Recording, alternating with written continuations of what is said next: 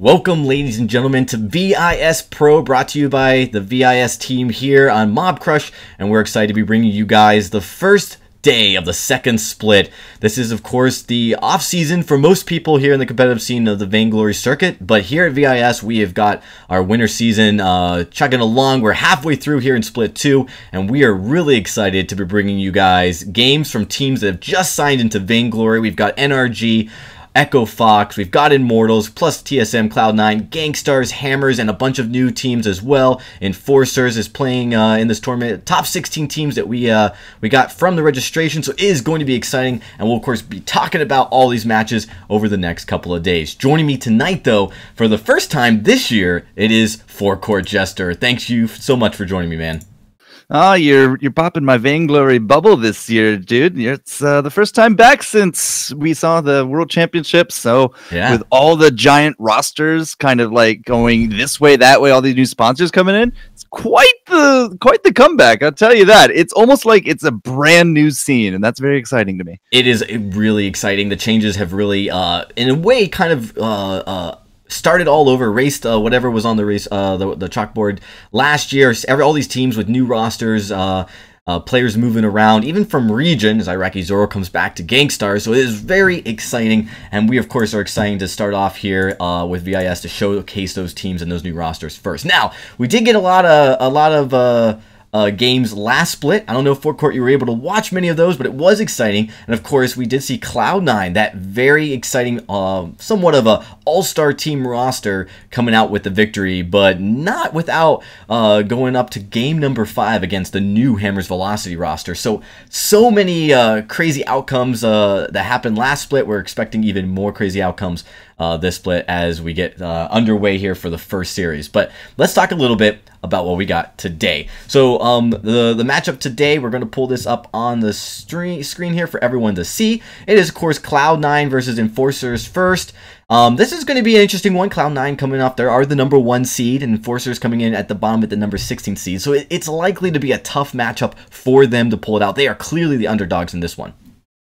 Well, it's going to always be kind of that story with so many big league names coming into this one. If you don't have that giant organization behind you, well, yeah, it could be intimidating for sure. And as you say, Cloud9, they're not new to this one, but Enforcers, that's a brand name, at least local to Vainglory, that's been around for a while. I can't say really that these names jump out at me, but I'm looking at Cloud9. Old school's there. Gabe Vissel, Joseph's coming into it here as well, perhaps. And it's you got to keep your nerves up on this one. Yeah, and it's going to be really, really hard for Enforcers to go toe-to-toe. Old school in the lane, he is still a dominant laner, even though the meta has shifted from like that ultra hyper carry laner where you're seeing 10 to 12 CS a minute. It's really the meta's changed. The way you push lane everything, there's a little bit more sharing between the jungle carry, so he can get some of that gold. So it's a different look, but we still see old school dominating. He's one of the few carries in this tournament who have really when you look at like his matchups and how he's performing, it's almost perfect, right? Very few losses on rank Q. He favorites, of course, Ringo Vox, but oftentimes does still pick Adagio. He's always had that as a comfort pick, and coming in here tonight, we do expect to see a little bit of that as well. And a little bit later on as well, Energy and Rogue, Team Solo Mid, and Necrolite. I'm really curious of all the roster changes that happened between the Worlds and the beginning of the season here for VISPRO, and all the numerous announcements that happened. Solo Mid is one of the only teams that did not change roster at all.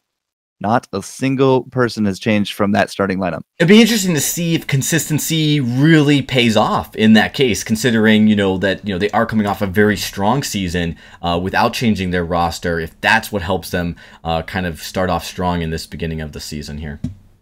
I'm also a little bit tickled pink that there's a team called One Piece 101. I don't know the reference of that, actually. One Piece is a popular anime. Ah, okay. Yeah, well, and it's like episode 650 episodes or something so far and counting. It's still going. All right, well, with that, we got to talk a little bit about the new format here at VIS. Sure. Now, this is now it's no longer invitational. It is a registration-based tournament where teams got to register, and we're selected the top 16 teams from that pool. And it's a tournament, a single elimination, best of 3, all the way to the finals, which will be best of 5. And we're going to be streaming all of these matches as much as we can here over the next 4 to 5 days, finals being on that 5th day. The big difference, though, is we are implementing and rolling out for the first time the double ban system. We rolled it out first split. Definitely a little bit challenging as far as visuals for the streamers, but the team's getting used to it. And this time, we will be rolling it out again, hopefully, though, with a much better viewing experience for you guys to see it. And there's a little bit of a new twist to it, whereas each team will get 90 seconds bonus time that allows them to, you know, make a little bit extra time on certain decisions that they're making throughout the draft. But that's 90 seconds across all the picks. That's 2 bans, 3 picks, 5 total chances for them to utilize some of that extra bonus time. That's something that's never really been in Vainglory before. That's going to be happening here first on VIS. And I really do appreciate that change coming in, because a lot of Vainglory people look to other games, other MOBAs, and they see what's happening there. And there's almost always a bonus pool of time. And now coming here into Vainglory, it really does help the mindset of the players, you knowing that they don't only have those 20 seconds, but they only do have that cumulative 90 that they need to go through. It's not a 90 reset every time. It is definitely just that little bit of extra, but I think it goes a long way. Okay, so Mob Crush does not auto-scroll for me. It's really annoying. Is there a way to make that happen, I wonder? How much delay do we have on the stream? 60 seconds. Oh, okay.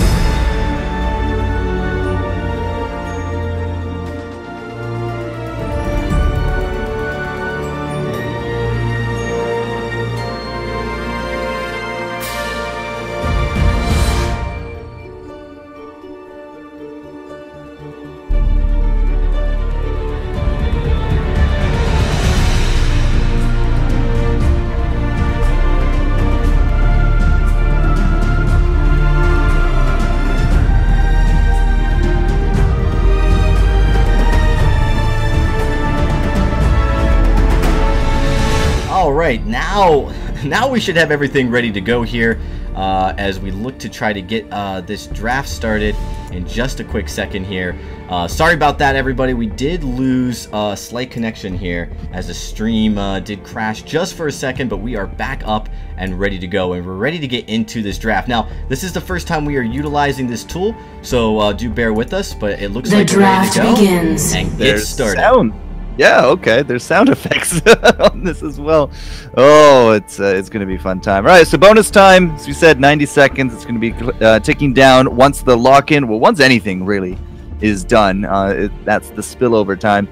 Mr. Dragon, you've been a little bit more consistent here with the first splits. What were some of the bigger power picks that you saw in the last round? Well, one of the biggest things here is Ringo and Vox have really come into the meta here as we look to... Now, keep in mind, they do got bonus time. I'm checking actually with the teams to make sure that everyone's logged in, so we may reset if we have an issue with that. Oh, no, there looks like they're in and ready to go. So a little bit of bonus time there, but just like that, Ringo, we were just talking about him, those two carries have really dominated the meta. If you go look at just ranked games in general, they are banned or picked almost every game. Enforcers taking out Adagio, that is actually directed directly at Old School. His Adagio play is just phenomenal right now. Yeah, it's absolutely insane that I can go back, several seasons and say the same thing. The guy is just a legend when it comes down to it. So with Ringo out, Vox, it's your time to shine here, buddy. Ace side, going to be picking that one up. And remember, after this, 2 more bans. So you got to make this pick count right now. If there's anything you are dying to grab, now is the time. Yeah, and you know what? This is a tough situation with old school specifically. He is so good at Ringo, Vox, Adagio. Enforcers could not deal with, they can't get rid of all three of them. They do give him the Vox pick, and of course his win rate with Vox is very, very good in ranked Q. He's very consistent, so this is gonna be a challenge. They've got to pay attention to how he plays. He's gonna probably go that weapon path, which typically leads into a double monocle, and that is something that just once you get late game is really hard to deal with. Yeah, all the crits, all the damage, it goes a long way. Enforcers are going to pick up Sky, ban out the Lance, so no carry jungle, no support for that guy, no time for Roland today, Dragon. And, with the Sky picked up here for Enforcers, what do you think would be kind of the big target for them to pick up here? I mean, this jungle Sky likely means that it does make it difficult in the lane. As far as lane carries, Lyra's actually had resurgence in the lane as a crystal carry, and going up against the Vox, probably not a bad idea. You want to be able to get in and get out. The weapon Vox, if it is a weapon Vox, can be very challenging. Now, if they do go crystal Vox, it's a whole different animal altogether, but you really want to kind of get on him. You want to make sure that he's taken out quickly. Sky definitely is good at doing that. The challenge is really just going to be the overall team mechanics at Cloud9 has been incredible. It's going to be up to Team Enforcers to play consistent the first couple minutes, because that's where Cloud9 is a little bit more lenient. They won't be a super early game aggression all the time, at least what we saw last split. And then, if you can stay toe-to-toe and maybe take advantage of a mistake, you have a shot. But there you go. There's the Lyra pick, likely going to be a lane Lyra or a support. Well, with both kind of, at least one of the carry roles picked before bans, both sides opting to kind of, really take out some of those powerhouse roamers out. So they are gone. The Lyra is there. And Lyra Sky, I'm kind of curious what will go with that one. Catherine's coming to mind, Arden, but, I'm just curious to see what Cloud9 will get. Yeah, if it's a carry Lyra, we'll see, or it could be a support. You're right. Yeah, it could actually be. Glaive is a really nice. This is a kind of a more stable pickup, and I mean, the double band has really changed the draft. You see how supports become such a big deal here. Kashka, this looks like an aggressive comp, at least in the jungle. That looks like it's going to be a little bit more of a support Glaive. Am I wrong on that one? It's got to be, right? I don't think they'll be going to support Kashka, but they could. This is where I'm not sure. I mean, either way, that's an early game aggressive comp that you can pull out, because whichever support, you're still be able to do a lot of damage. As we look in here, of course, we are going to see Enforcers move to that bonus time here. They got plenty of time. Both teams opting to be very quick here in the draft. I think Habits, though they die very slowly, so both teams used to drafting quickly. Enforcers opting to take a little bit more time to think about this last pick. But yeah, it could be both heroes, both Glaive and Kashka, can kind of jump into the fight, so they both have that ability to be a little bit of a support. Less maybe tanky, but definitely a support element to it. Kashka actually offers a lot of value as a support as far as getting in on the Sky and maybe using an Atlas Pauldron, or even on the Kestrel and Atlasing, depending on how they build. All right, well, the Lyra threat of going into that lane looks like it's not going to be happening, so I would have to bet at this point it's going to be Kestrel in lane for Enforcers and Vox over there for Cloud9. I think Vox is something that we can both agree on, but I'm curious to see if Enforcers will actually try to reverse some of those roles. But triple ranged up against two classes that have gap closers, they got to be on point with that positioning, because Enforcers can get rushed down very easily with this Glaive and Kashka. Absolutely, and that's something I think that Cloud9's probably trying, is right. They want to be able to lock in onto the Sky and get on quickly here, as we do look to get into game number 1 here of this best of 3. The draft, of course, happens on a separate application, so we're over here, we're waiting, of course, for the players to get back into game and take care of getting into queue and starting this game. So we're actually going to be ready to start in just a short second here. But you guys saw the draft. I think it went, I mean, looking at it, I'm surprised by Cloud9's draft. It's very gutsy. I haven't seen this yet, the Glaive Kashka in the jungle, all too frequently. I'm very curious how they execute it. Well, we're going to find out as the game is going to be underway here in just a moment. I am going to plead for mercy for now. It's been ingrained to me over a year now to say roamer instead of captain. So please go easy. Oh, don't worry. I mean, it took me a little bit of time to get used to it as well. But you actually, it's very fitting, and when you think about the top captains and how they play their play style, it really makes a lot of sense here. So I think they just named it after Flash. Flash X. Yeah, just name a role after him, right? Absolutely. Well, into the game number 1 we are going here as we look to get started here in just a short while. Here we go. Yep, into game number 1 here. And I think everyone needs to really pay attention to how Cloud9 plays this early game with this comp. It's very fascinating. Now, again, looking at Gabe Vizzle, he is going to be, that captain for his team, looking for the protect with a glaive. Again, it probably not going to be the biggest of damage. Looking for that one. Looking at I Love Joseph, it does have those 2 crystal bits in his inventory. Old school. I mean, you called it. I think weapon is just kind of a shoe-in at this point. Absolutely, and that's not a big surprise. I mean, he could still go crystal with that build, but. It would be lock-in for a double crystal. I mean, I'm not saying it's impossible, just kind of looking at this. I agree. It's unlikely. It's very likely they're going to go with the weapon because we've seen it so too often. It has a very high win rate as well. So definitely something that, not to be a huge surprise to see. All right, so the captain, the carry, and the jungle. Well, looking at Gabe and I Love Joseph, they're looking to invade at the same time. We got some pressure up in lane there from Enforcers, but the 2v1, they will find this very, very dead Kestrel, and she is out of there. First blood accumulated. Could be a 3v2 coming up to lane here. Yeah, and they're looking to do that. That's the kind of aggressive comp that we talked about, how they would play this. It's exactly in line with really what I think they should be playing in it. They really got to snowball this game here on Enforcers, before you see kind of the effect of a support glaive maybe wear off a little bit. He's not going to provide as much necessarily defense as like a Finn or Arden would, but definitely provides a lot of engagement and ability to chase down an enemy team. Now, we talked about Cloud9 a little bit for their builds. Early on, Sino here, he's actually gone into the triple bit for his Kestrel. Now, again, it's kind of a new scene for me, but if he was going to be going transitioning into the weapon, I wouldn't exactly expect him to have 3 bits of crystal. So I'm looking at Hoodser. He has himself that blade and that bit, but we'll have to keep an eye on him as a little bit more pressure from Cloud9 here up in lane. Yeah, and I really think Hoodser's going to go weapon. Oh, but nice. Oh, no. After burn, I mean. After burn, yeah. It's good to know not only I make that trouble, but Sino, he picks up the back. I Love Joseph. He's just keeping tabs on this jungle. But again, the power of the early game glaive, the power of this gap closing, right? Koshka to jump on your face, Gabe Vizzle there to set up these kills. It's something that, once again, your positioning is going to be under fire here from Enforcers. Absolutely, and we're already seeing now that I Love Joseph's got an early lead how aggressive he's going to continue to be. I think this is something that Enforcers could take advantage of as they do look to try to get a kill real quick. The slow from Lyra is useful. I do think though Sino's going to get blown up here by the glaive.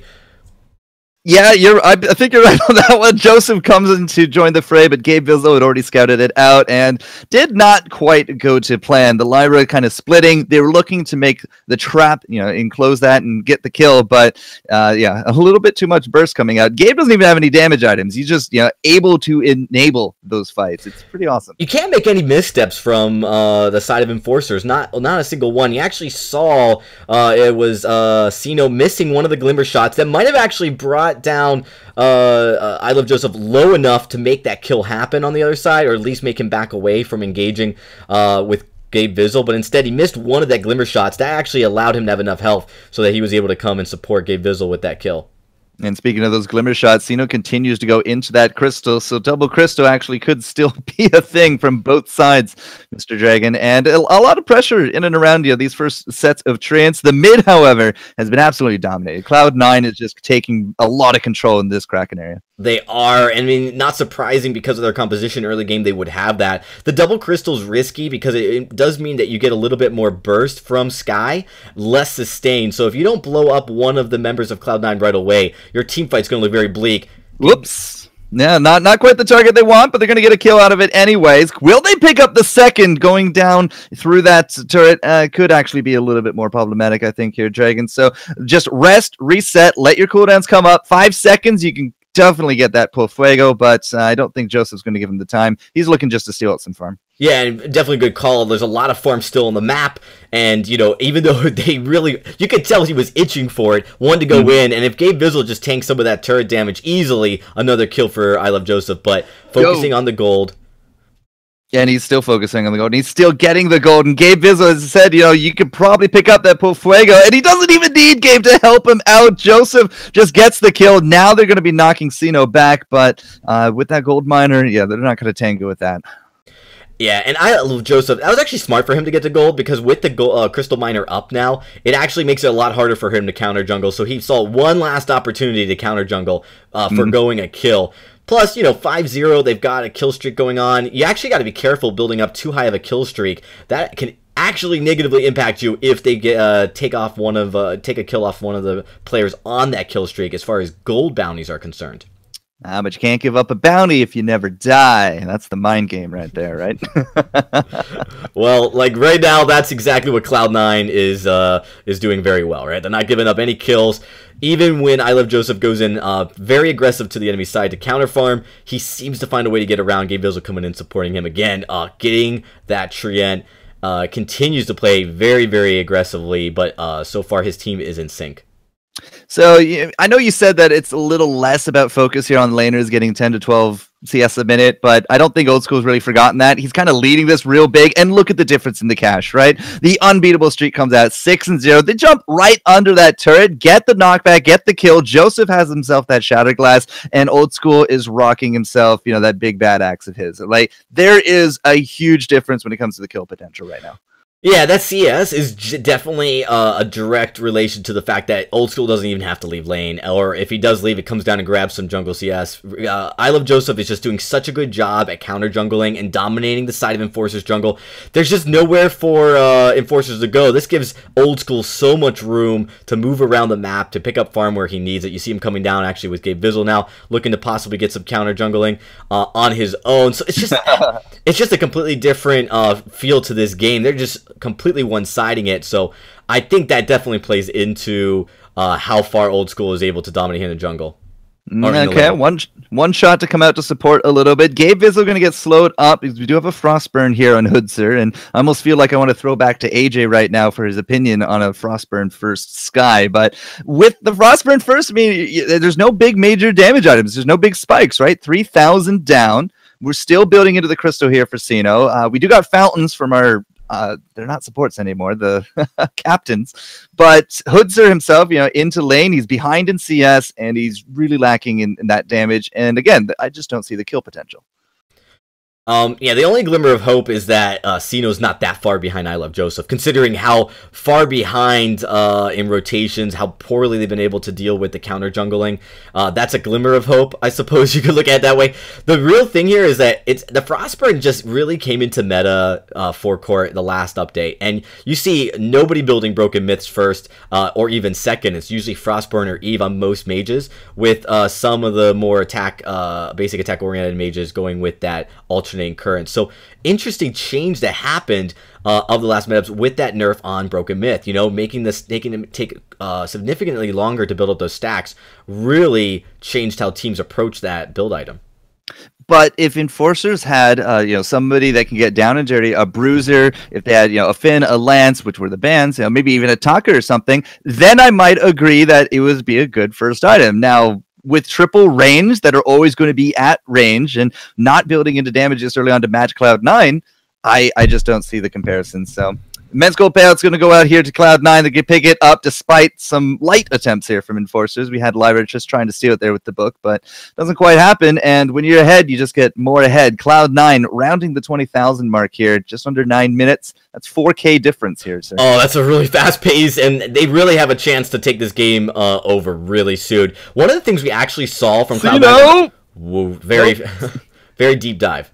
I'll tell you what we saw from Cloud9, another kill. Oh man, and they're just playing this jungle rotation so well. We actually see them be very patient on kills and even taking that first turret. Even in games where they was clearly one-sided, they would wait a significant amount of time before engaging on taking the turret, unless they got like an early game ace, which even then they would not focus on getting in most of their games. So it's kind of a patient approach to the game, but then you'll see it around the 10 to 15 minute mark in between there. Something will switch, a power spike will hit, and they'll just turn it on, and the game will just go very quickly after that.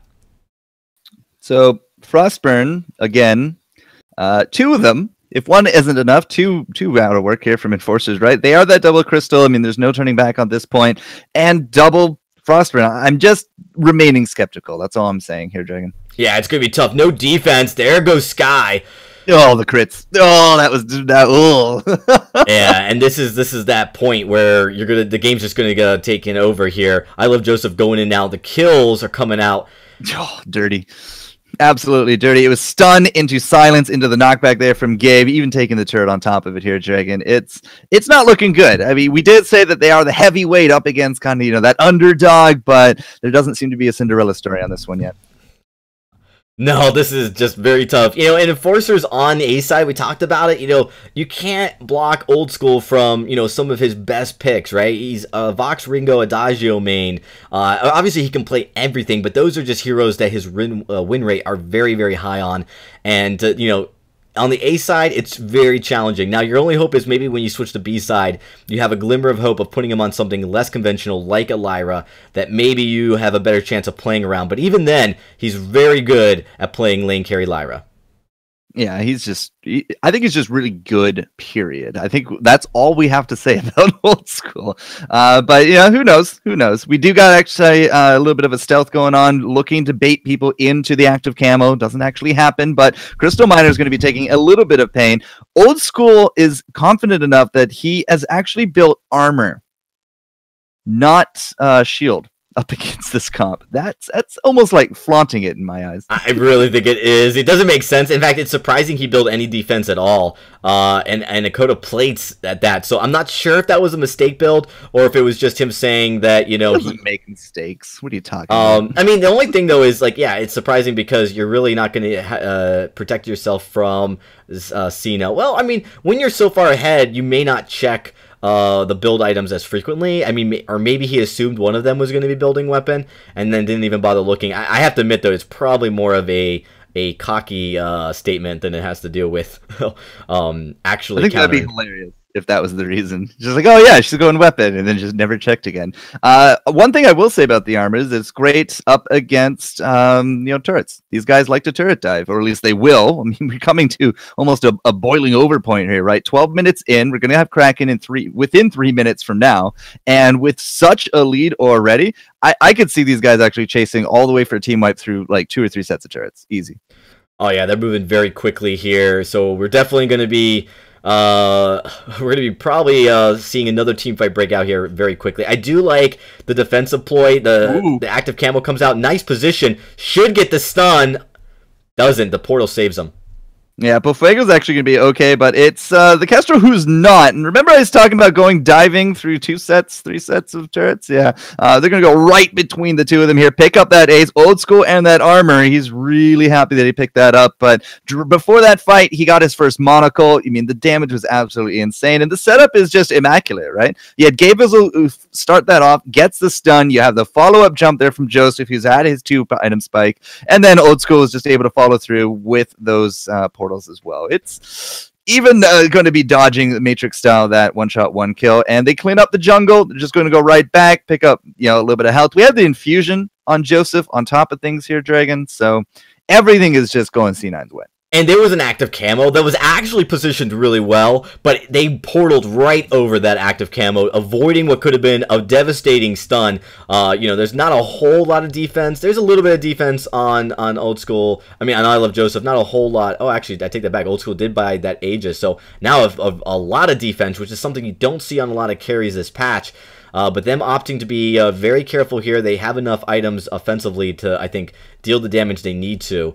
And they did avoid what could have been a pretty devastating stun. Gabe kind of actually throws out the blood song a bit too early. Assumed a little bit too much in terms of getting jumped, but now he's looking for that stun. Doesn't actually quite find it into the wall. The Crystal Miner, though, is out and about. It's just, all right, let's make this happen. 4v3, going for it. The death from above is there as well, but Gabe, he blocks it out. It's going to be Gabe again, just looking for the stuns. Can't quite find it. He's going to make that exit as the damage comes through. They pick up that double, and Old School's not done. He is committing real hard for this one, and he's going to pick it up. Easy peasy lemon squeezy, my friend. Now let's just tank out that turret. Let's just bring it down, Dragon. And I think we can just call this one square now. Oh, man. The Kraken's not even going to be up here, and we already see Old School. He's got plenty of time to take out this first crystal turret. He's going to back away. He doesn't want to risk it. They actually got really low, and Enforcers, that was the one team fight. Everything was going their way. They actually had a Crystal Miner on their side as well. It didn't even matter. With 4 players, essentially, on their side, they still were not able to pull out a kill against Cloud9.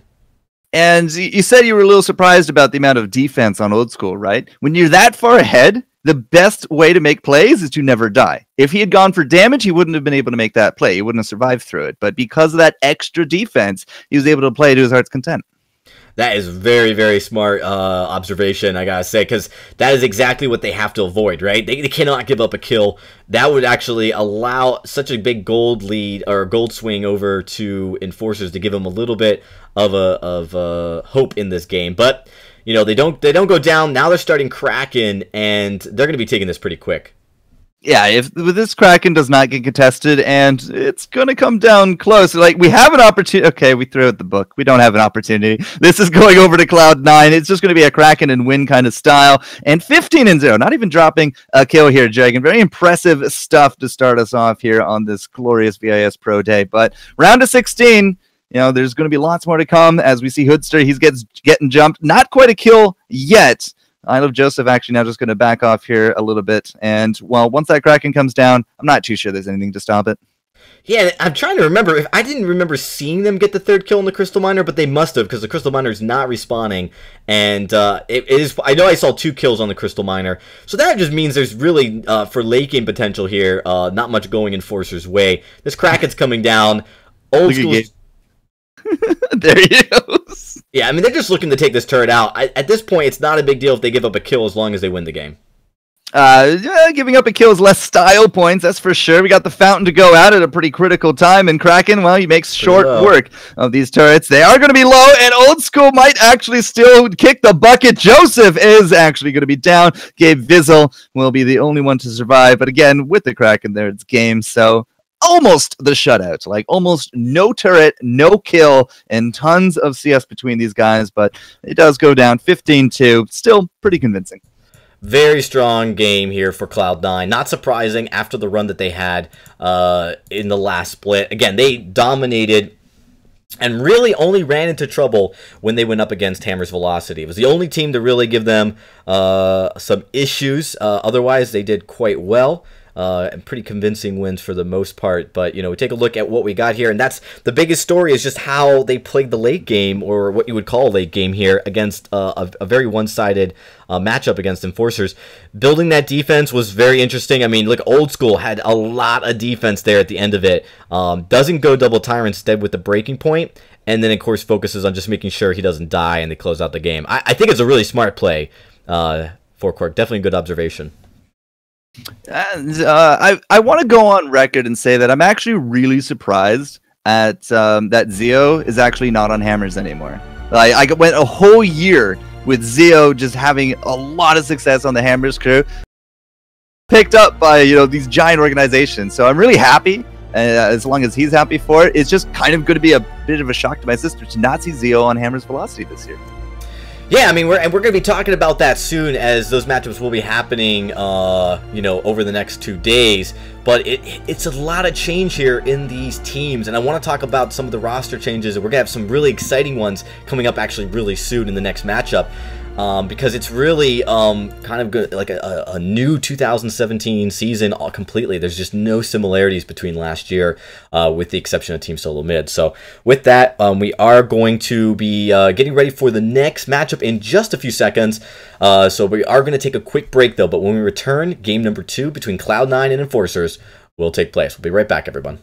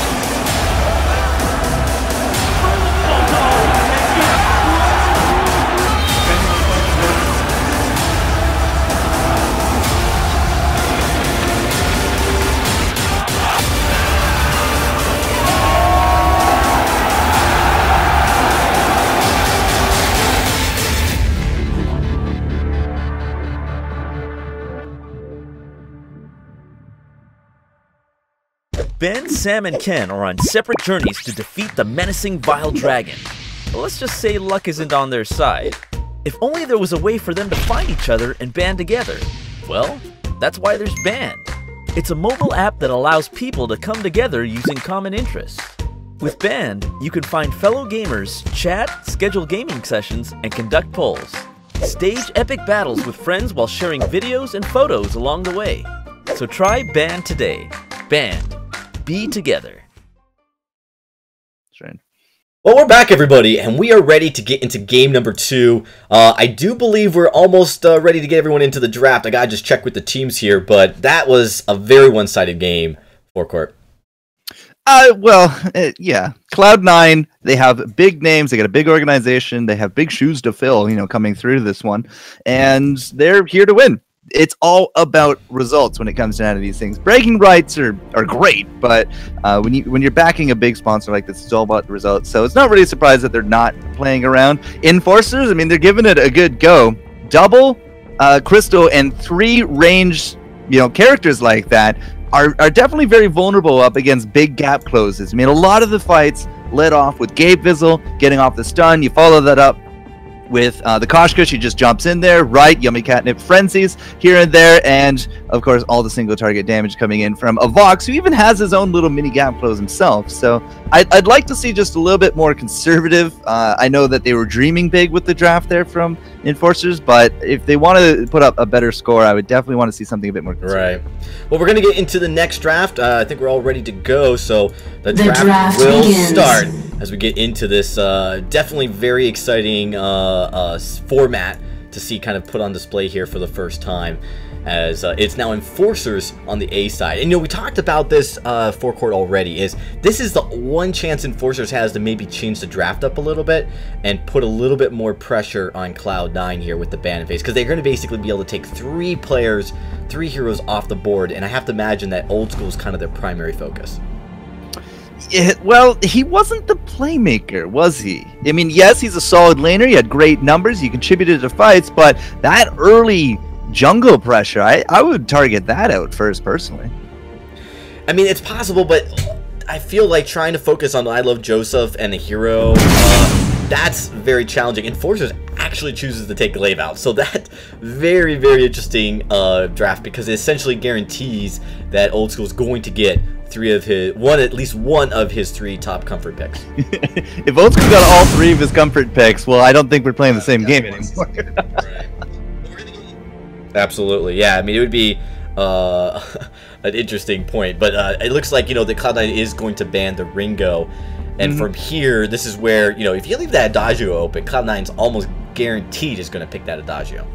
Well, you got Vox, you got Adagio. Okay, there it is. He's going to take it away. We'll have to see what lane Adagio can do for Enforcers, but is this the time for Vox? Are we just going to see that repeat, rinse and repeat, or are we actually going to focus something else? With Gabe Vizzle being denied his Glaive, will we see something a bit more traditional for that captain role, or will we see something like a Captain Samuel, a Captain Taka? Like, how desperate are we going to be to style and still win in this match? I'm not sure. We do get the Lance picks, so yeah, it looks like they're not willing to show their hand here, and that's important because the Adagio is actually very viable this meta in carry and in roam position, so you really aren't sure what Enforcers is going to be pulling out. I think the Lance pick kind of allows you to do the same thing. Doesn't show your cards quite yet. Yeah, so really kind of conservative picks early on. This is where the second bans come into it, guys. You're right about the bonus time. Neither side really opting to use a lot of it. It's nice that it's there, and they take a few seconds here and there. But yeah, overall, it's still a pretty nice pace when it comes down to the draft. Kestrel has been removed. We're not going to see her here anytime soon, my friend. And what will the actual lockout be here from Enforcers? This is the opportunity. They can still take out Vox, and I think they should. You look at like what's on the table right now. There's not, they've definitely taken advantage of a few draft and picks, and because you still don't see Vox here on the table, they have the opportunity to take it out. And I think they should, mostly because you think about win rate. Now, with the Lance, you can go carry or support this meta as well. So. Not really sure if Cloud9's revealed their carry pick in the jungle just yet. All right, Vox is out. So no Ringo, no Vox. You did talk a little bit about, that lane Lyra. Old School could probably do a lot of work on that one there as well. Lance is actually still up in the air. Don't know if that's going to be a captain or a jungler. And, what else is actually still out there? Finn was a big ban last round. Could we be going for some big beefy comp, I wonder? Well, Gabe Vizzle is a fantastic Finn, and there were a lot of talks that maybe Finn was going to be out of the meta this patch, and yet we have seen incredible matchups where Finn has actually come in and done a lot of work. What's really exciting is how Gabe Vizzle has played Finn. He's definitely he's done surprising things. You may have heard in the past where you typically don't build Atlas Pauldron on a Finn, right? He's slow, you can't really jump into the carry. We actually saw Gabe Vizzle build an Atlas and boots, and use boots to run in an Atlas carries with a Finn. It was a very unique play style, and one that, obviously at the for that game, for that matchup, was what he wanted to do, right? It was very specific to that, and this is what Gabe Vizzle brings to this team and to this competitive scene, is a really strong strategic mind, not just during the draft, but also during gameplay. Hello, Gwen.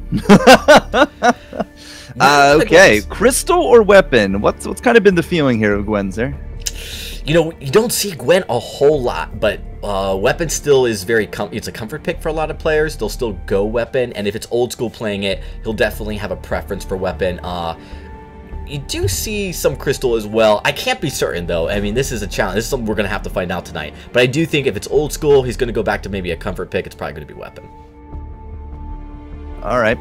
Now, we did actually use a good chunk of the bonus time on that one. So if it is going to be a weapon, perhaps we're going to see it paired up with that crystal, as proven wrong already once today. The double crystal came out from Enforcers. We had the nice balance actually from Cloud9. I would want to continue at least seeing the balance for now. The double crystal didn't work out for Enforcers, so I hope that they follow the same advice. Yeah, I mean, it's interesting. They've got a lot of heroes open. If they go Adagio Roam, though, they still have to pick their carries, right? And you look at like what they've got in the lane. Weapon-wise, there's not a lot there, right? All the decent weapon carries in the lane are probably taken out, unless you try to do Sky in the lane, or you could go Crystal. And if you go Mage, it does open it up a little bit. Scarf, you have Celeste, and there's Lyra. Lyra still being what you see most, but it's still a challenge here, as they're eating through a lot of the time. Samuel is going to be at least the first hit here. So last pick will tell us where exactly these roles are going to get distributed. But Samuel can be quite the chase. He can be very hard to kind of shut down. He's very mobile when he has that drifting dark up. And up against Lance, I think he'd actually do okay as long as he can dance around the impale. Up against Gwen, it comes down to if he gets hit by the ace or not. He really can make you pay for your mistakes, and that's something that you probably won't see Cloud9 do too many of. If we do see, there's a little bug there, a reset in the bonus time, probably not something that we want to have happen again. But get the dev on the phone. Go. The good thing is like this is new for everyone. We bring very lenient on how this draft will play out. Like no one's really locked into a hard time. Wow. If we had to reset, there are no penalties if you run out of time this first time around, as we all get acclimated to this new process. So I'm going to take a wild guess and say that Blackfeather will be out in the jungle there with his captain of Arden, or not Arden, sorry, Adagio. There's no Arden here. I think Blackfeather's going to be lane. I really do. Is he? I think so. I mean, are melee laners, back in fashion? But with Blackfeather, he's kind of a hybrid, though, right? He's like what the Jewel used to be, where you could Jewel lane because of that Thunderstrike. Well, he's got that on point where he can just, nab a few long-range attacks. Now, and he's probably going to go weapon, obviously. He could go jungle, but Samuel lane seems to be less frequent. Okay. Well, I'll take your word on it here, sir. You have a whole split of experience under your belt, whereas I do not. Kroll, on the flip side, though, you telling me Kroll's going to go into lane, or is he actually no, I mean, that's jungle all the way, guys. Good enough. Yeah, good enough for me there. And that's actually really scary pickup, because that's one of I Love Joseph's strongest junglers. He is probably one of the best Krulls of all time, and he's pulled it out from time to time, and with quite some success here. So you really got to watch out for his play. It's again more of a late game hero, but he has shown how to even play Krull in the early game. It's really quite impressive. All right, so Krull, if he finds that Samuel gets a nice slow off, could actually be an interesting chase. I'm not entirely too sure who would actually, kind of get the kill on that one, or if even we're going to see Cloud9 go aggressive. I say that, but I mean, who are we kidding? Cloud9 very likely to be invading pretty early, pretty often, especially with that Lance, right?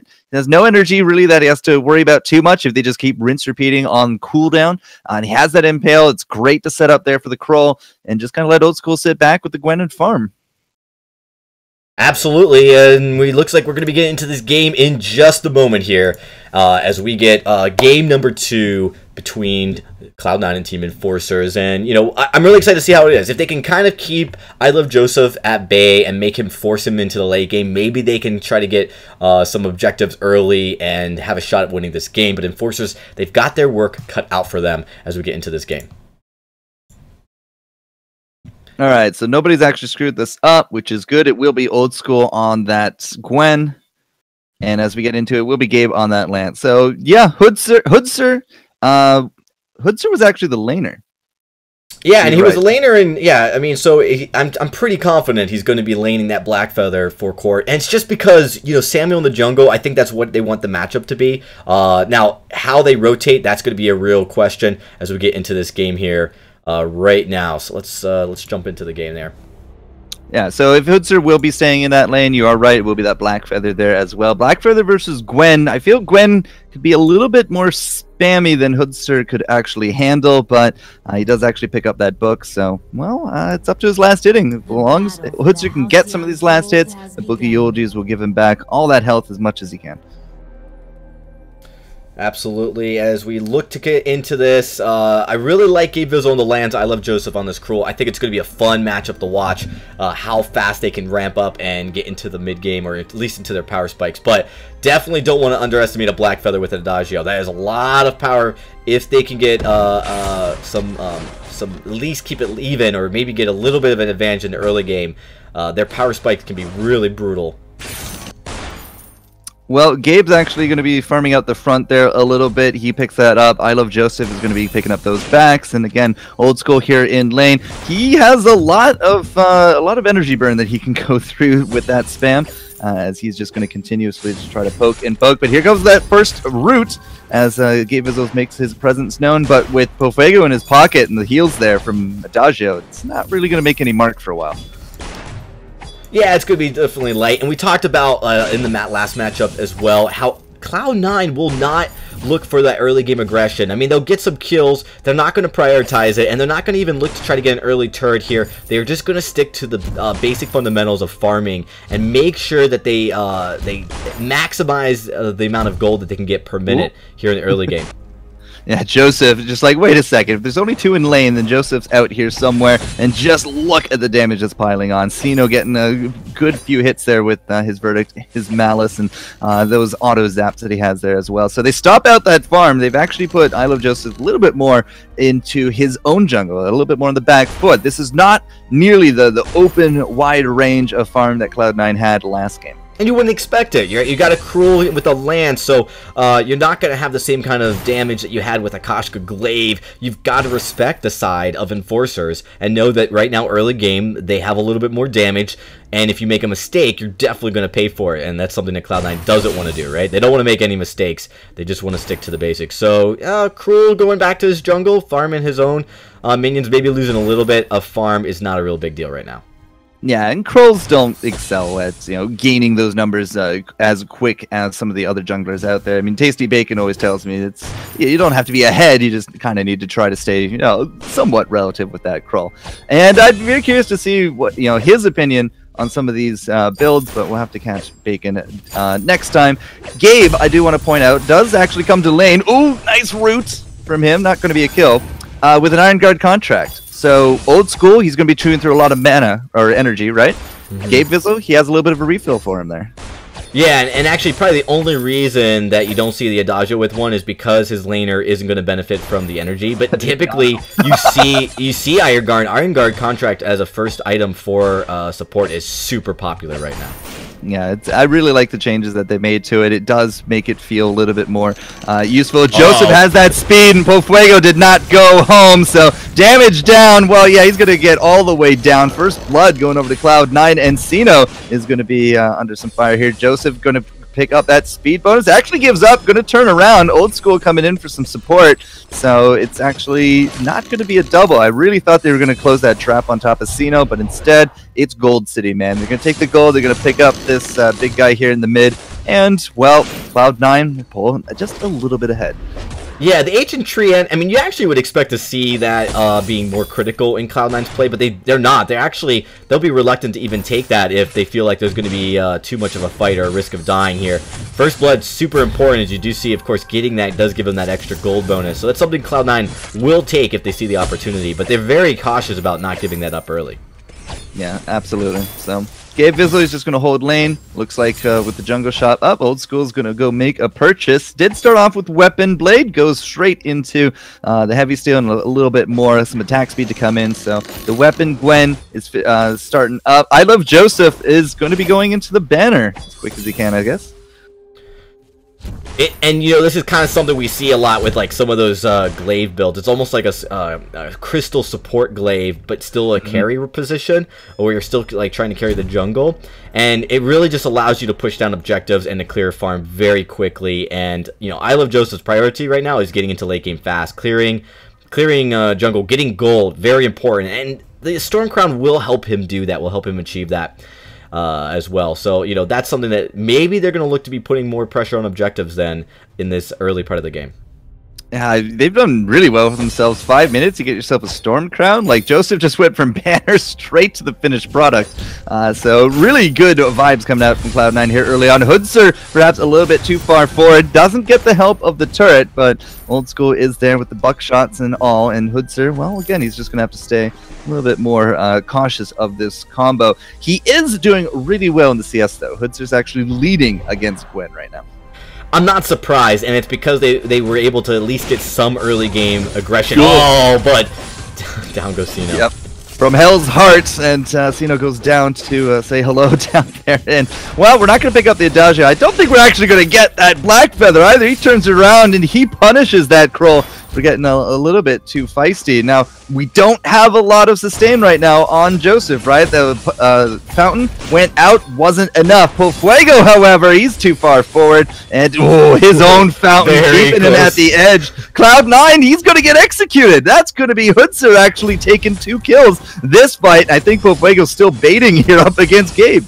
Now, giving up the 1 kill probably wasn't a big deal, but it was definitely not what Hoodser needed to be, what Cloud9 needed to be doing to give up 2 kills. And now with Sino joining in here, Gabe might be going down. And he does, yeah, Drifting Dark. They get that one. Joseph doesn't get the shot on top of Hoodser. That's a great heal from Fuego, and Joseph is going to bite the dust here. Crystal Miner, yeah, why not? There's nobody else here. We do know that Old School is actually nowhere near, and the Crystal Miner gold actually going to go over here. I hope that they actually still have gold. They do. They actually have an increase in gold from past updates where it's 125. So a decent amount of gold. Old School just going to back away. He's not willing to risk it, even though he probably could have gotten a little bit of damage there on Fuego as he was by himself. But big mistake. And actually, I want to point out that Oblivion, I don't know if you noticed that forecourt, was placed perfectly to block the Cruel from engaging what would have been almost a near death on the Sino. Sino was very low, had to disengage as well as Fuego, and that Oblivion did the job. Actually scared I Love Joseph away, but put him back in a position where he ended up going down. And Hoodser just cleans up and heals up through this minion wave up into the top here as well. I saw the 125 go down on the Crystal Miner. Just wasn't sure if that was gold or if that was just the damage that was dealt at that time. So, yep. Kind of showing that I haven't really spectated a lot of games here in the new versions. I mean, but it's a real nice improvement because it does make it somewhat meaningful. Right now, it does a lot of damage, and it only has 3 lives, so killing it has 2 purposes. It gives you a little bit of gold, and it also ensures that late game, if you can kill it 3 times, you don't have to worry about him menacing the enemy side of the jungle when you're looking to snowball. He's such a menace, man. I've actually seen so many videos linked from some of the top pros about Crystal Miners, kind of changing the tide of battle, making 1v3s actually possible. So I do know that the power there, if you can remove that, it's going to be fantastic later on. But 8 minutes in, 6 kills, very different pacing than what we saw round 1 here, Dragon. And with some of these builds, cleaning up, I kind of poo-pooed a little bit with the Frostburn on the Sky first, but I think Frostburn here on Samuel, I think that's absolutely fantastic in this comp. Yeah, I mean, especially if you're trying to slow down that Cruel, right? I mean, Cruel isn't necessarily the fastest guy in the bunch, but he's got a few perks. He's got a perk, and he's got an ability that helps him move a little bit quicker. So if you can slow him down a little bit, that's definitely not a bad thing. Oh, and he's melted. Yeah, the Drifting Dark actually helps, you know, a good bit there, but an Impale from Gabe Vizzle kind of puts him on the wrong side of this fight, but Hoodser, he's sticking right on top of Gabe, and it does not look like that block actually hit the intended targets. I'm a little curious that we're not going to be doing Crystal Miner as 3. It's actually Hoodser now on the hunt looking for Old School. Hoodser actually has a lot of you know, power behind him right now. He has that Serpent's Mask. He has on top of that the Heavy Steel and the Atlas Pauldron. So once he sticks to Old School, he knows he can take her down. Yeah, I mean, it's going to be a little bit, he has to be careful. He doesn't want to let Old School get the jump on him, but right now, Old School just running away. What's really unfortunate is you've seen Enforcers with 2 really good fights, but they've only gotten gold from it, no turrets. And that's okay, but it's going to be a challenge late game. Wow. Didn't happen. I'm sorry, Joseph. He tried so hard, and Sino just puts him down for his trouble. Sino will actually live through this one. Hoodser, you can see at the front here, does actually get off that Atlas Pauldron, and a little bit of support for the retreat. But it was a good attempt. Joseph had to try something there. Didn't happen. 7-2, and you're right. It is just gold. Very little turret damage. Yeah, I mean, so that's, I mean, the gold is important, and you can see it right now. 2,000 gold lead. It's almost 2,000 gold lead. It's definitely not bad, but they do need to try to do a little bit better job on objectives in the lane. This is a lane game-based meta right now. Like, everything comes and goes through the lane as far as winning. If you want to win, it's of course always been through the lane, but more so now than ever on prioritizing that lane domination here. And so, although teams will take their time to rack up the gold, what we're seeing here on the side of Cloud9 with this Cruel is that Isla Joseph can afford to lose a little bit of this early game, of these early game fights, and still come out top in the late game. And that's something that Enforcers need to be very aware of. Enforcers, there's a big set of power kind of just condensed within Hoodser. If Hoodser actually goes just a little bit too deep, or he doesn't get the kill and he ends up dying, that could be a massive turnaround here for Cloud9. So I think you're right in that regard. Like, as we go later and later into the late game, as long as Cloud9 aren't too far behind, if they have that potential to take down a Hoodser, they can break apart this comp pretty easily. Absolutely, and that's kind of be the challenge. That's why the Frostburn and the slow coming on from the on point is so critical. You really want to make sure that you're focusing on slowing down the Cruel and the engagement. You also don't want Old School getting any kind of jump. So any of that damage that you get, and of course that Frostburn is going to be applied from any crystal damage that's put onto either the teammate, which makes Sino really potent. He's able to zone the enemy team and slow them down with that Drifting Darkness. So how this all kind of plays out is important. The key here, though, is Cloud9's definitely not in any world of hurt. They're a couple thousand gold behind, but they haven't lost a turret, and they just need to make sure they don't lose too many more fights. Old School has actually surpassed Hoodser when it comes to those last hits. 124 and counting. Old School still a god when it comes to these last hits. And you can see him off here farming. We actually have both sides of the jungle being farmed out by jungle as well as carry right now. It's actually Gabe in the lane, just kind of holding steady right there. But Old School, all right, the jig is up. He's now starting to get circled, and he's in a bad corner to do it. I mean, he might get... Oh, no, he's not going to get out. Black Feather's on him, so he's dead. That's actually a really big deal. Him to go down, this leaves the lane wide open for Enforcers to push here. And, you know, 8-2 with a 1,500 gold lead. That's a nice place to be right now for Enforcers. The key here, though, is they can't make any mistakes. Yeah, we need Sino to come up here. Like, the Gold Miner, it'll still be there. If they can take down the turret, it will not respawn. The Gold Miner, well, you know, he'll come back to life a few more times before cracking, but picking this up, this could be deadly, and now we are going to have...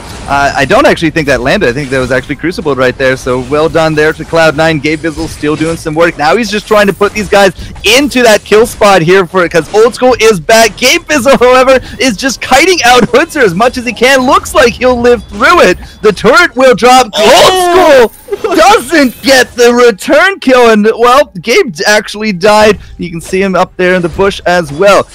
I said if you could kill Hoodser, you could maybe make this happen, but as it also said, he is a big ball of power right now. He is having the game of his life. Oh man, and just not able to go down. Obviously, he's got a good amount of sustain, a lot of defense. Look at that. He's got that Aegis, he's got that Atlas Pauldron, so he's able to kind of go toe-to-toe and use that against Old School here when he needs to. I mean, you saw him applying the Aegis, slows down Old School's attack, so the breaking point's not going to stack as fast. Has a little bit of help there from himself and his team to stay alive. But then, of course, also has a lifesteal at the right opportune moment to kind of kick in there and give it. Oh, but they're going in for another fight. Yeah, 3-item spike, and Hoodser picks up that Shiver Steel on top of it. Old School is in a world of trouble, but it's I Love Joseph on top of our Samuel there into the bag. He's not actually taking damage, even with the help of Fuego, but now it's going to be the verse. The verse not enough to save. The Samuel is down. I don't know if Hoodser can make this happen with Fuego, but so far, a lot of damage now landing on top of that Adagio, but we do get one here from Hoodser. The Adagio still ticking. He gets impaled, and he's actually down and out for the count, but we have a very healthy and a very deadly Blackfeather still going toe-to-toe, left and right. Gabe Bizzle just trying to keep him at bay. The weakness stacks are not enough to keep his teammate alive, but Joseph versus Blackfeather, there's the heal. The weakness stacks have actually been cleared out. And we're not hitting these on points. Yeah, that is a problem. Oh, Hell's Heart comes in and gets another stun, and he's got full stacks. Oh, that's a huge kill for I Love Joseph.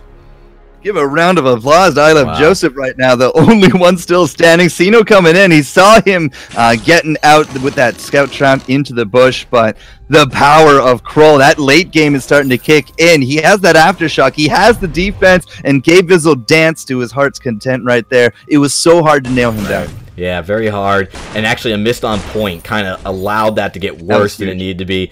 And once he kind of probably should have made the decision just to back away, right? Like at this point, he's 1v1 Cruel. I know he felt like he could win that 1v1, and maybe he could have, but it's risky, right? At this point, and of course, you know, I Love Joseph making the same kind of risk, right? He's taking a risk saying, I gotta win this. If I don't win this, you know, this is bad.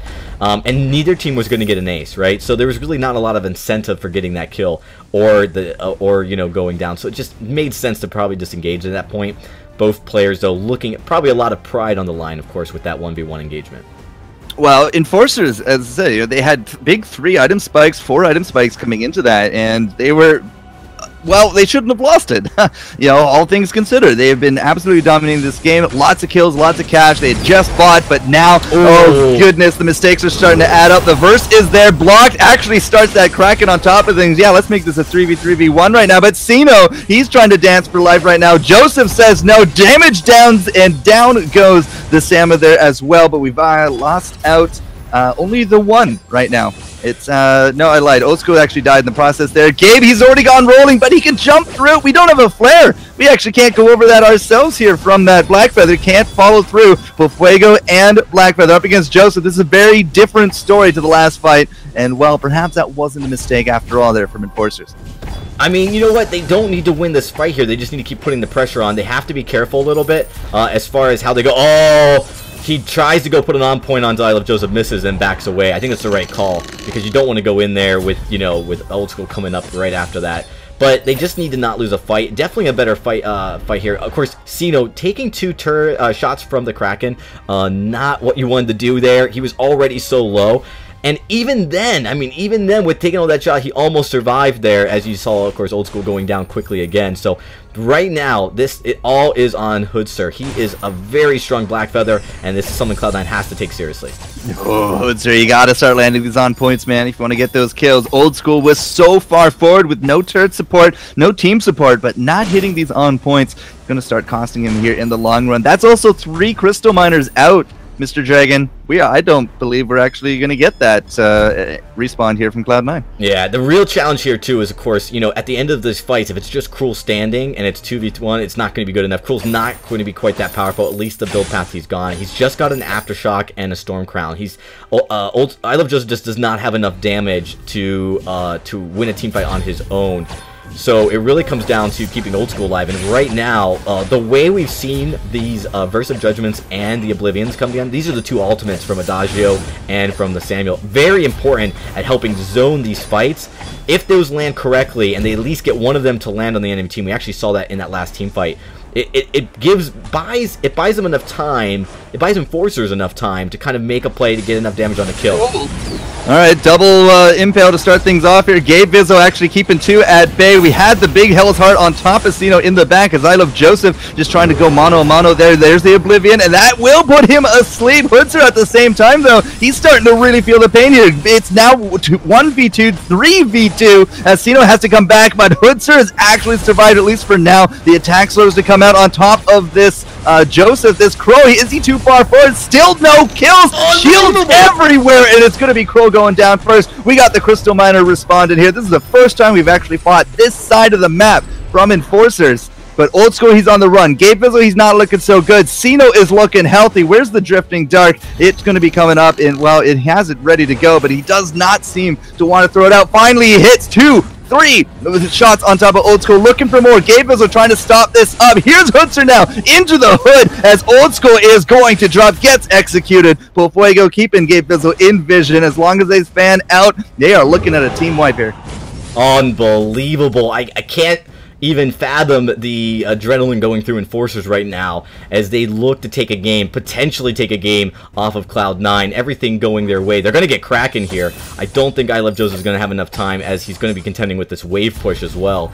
And this is a very important push here. They're not out of the clear yet. Enforcers has a lot more work to do. They've got to successfully pull off this Kraken push, and even then, I'm pretty sure, just because with that Storm Crowd, I Love Joseph will be able to do a lot of work against the Kraken, right? Against objectives, he's going to be okay.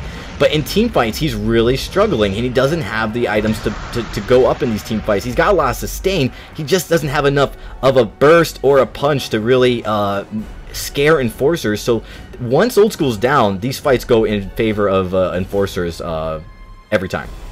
Once really Joseph or Old School goes down, it's one of the two, right? It's that balance of power that Cloud9 has. But Gabe, I mean, other than just trying to set these up, if there's no follow-through punch, it's just not happening. And I'm going to give a lot of props here to Fuego. Like, between he and Hoodser, they got two of those Atlas Pauldrons. So every time Joseph gets near, he's permaslowed, man.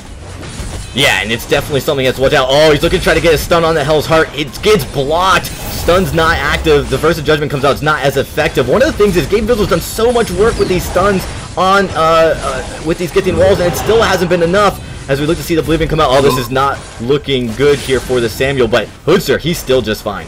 Yeah, Hoodser actually takes out Old School. Sino has kited very successfully, despite the fact that the burst doesn't hit. The Oblivion didn't hit here either. He is still kiting the slows from the Frostburn, the attack slows from these Atlas Pauldrons. Gabe Vizzo the only one still standing because they really committed on taking down this Samuel. And remember, there's a Kraken in the base here, ladies and gentlemen, and it has taken down 2 more turrets, and this likely will bring us into a Game 3 situation as Enforcers cleans up the kills, get all their health back, and they're not even going to let this turret take down their pet Kraken. This is now 1-1 in the series. Unbelievable. I think a lot of people coming in here tonight, I even saw in the chat, were like, oh, this is going to be a shutout. Oh, why are you streaming this game? And you know what? I mean, anything can happen. Enforcers getting a victory and pushing us to a Game 3, a very surprising Game 3 at that. And you know, I mean, it's no secret that, of course, you know, we look at these teams and how they match up against each other, and all indications pointing to Cloud9 should be able to handle Enforcers. There should not be any problems with that. And yet, Enforcers, and it really had to come down to the draft. I mean, they took away the Adagio, they left the Vox out there for the first pick, but then choose to ban it out the second round. And I think Cloud9 maybe overthought that draft, or weren't sure exactly how Enforcers were going to handle it. Enforcers getting a draft that played perfectly into their strengths, obviously, right? Hindsight, but definitely putting Cloud9. When you take Old School off of his 3 top comfort picks, maybe there's a chance that you can pull out a victory over him, and they showed that tonight. All right, so I'm actually kind of tickled pink at this prospect that we're going to see Team Enforcers in the Game 3. A lot of people, you know, are probably eating crow right now. I mean, myself included. It wasn't something that I particularly thought was, you know, very probable. And, you know, you have to look and assess, like, how do these teams typically compete? And we don't have a lot of data seeing them go into Cloud9, right? Enforcers playing Cloud9, it's not something we see a lot of, right? So we don't know how it's going to play out. But they found a way to pull out a victory. That means we are going to be getting ready for game number 3 here in just a few moments. So guys, don't go anywhere. Enforcers has a chance to take this and send Cloud9 packing. But Cloud9, I think you're going to see them kind of come in here strong and respond, specifically how they approach the draft, maybe a little bit more confident. We'll be back in just a quick moment.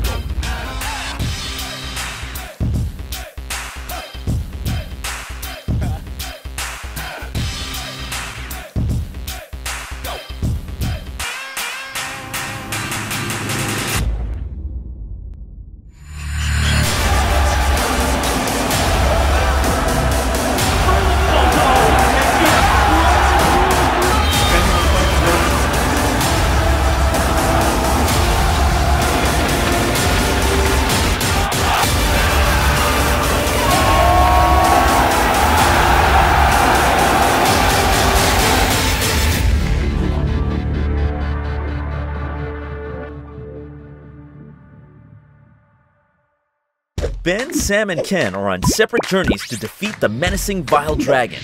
But let's just say luck isn't on their side. If only there was a way for them to find each other and band together. Well, that's why there's Band. It's a mobile app that allows people to come together using common interests. With Band, you can find fellow gamers, chat, schedule gaming sessions, and conduct polls.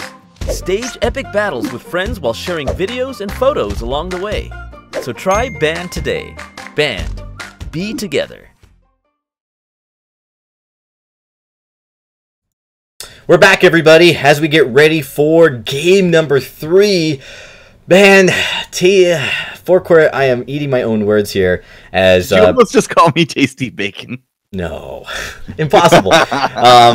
Only casting with the guy for like the last 8 casts, but you know, I'm eating my own words here, because before the cast I did predict that Cloud9 would probably take this 2-0, and definitely wrong here. Really surprising, and I think definitely puts a lot on Cloud9 actually, because now there's a lot of footage here on here's a way to match up against, here's a way to draft into him. I have to imagine this is something that you're not going to see Cloud9 do again, right? This draft, the way they ended it with a Gwen and a Cruel, didn't seem to work out. Maybe there's a missing piece there. Maybe it's a Finn. I'm not sure. So definitely going to have to pay attention to how that draft was, because that's a weakness for Cloud9 right now that they can't let happen again.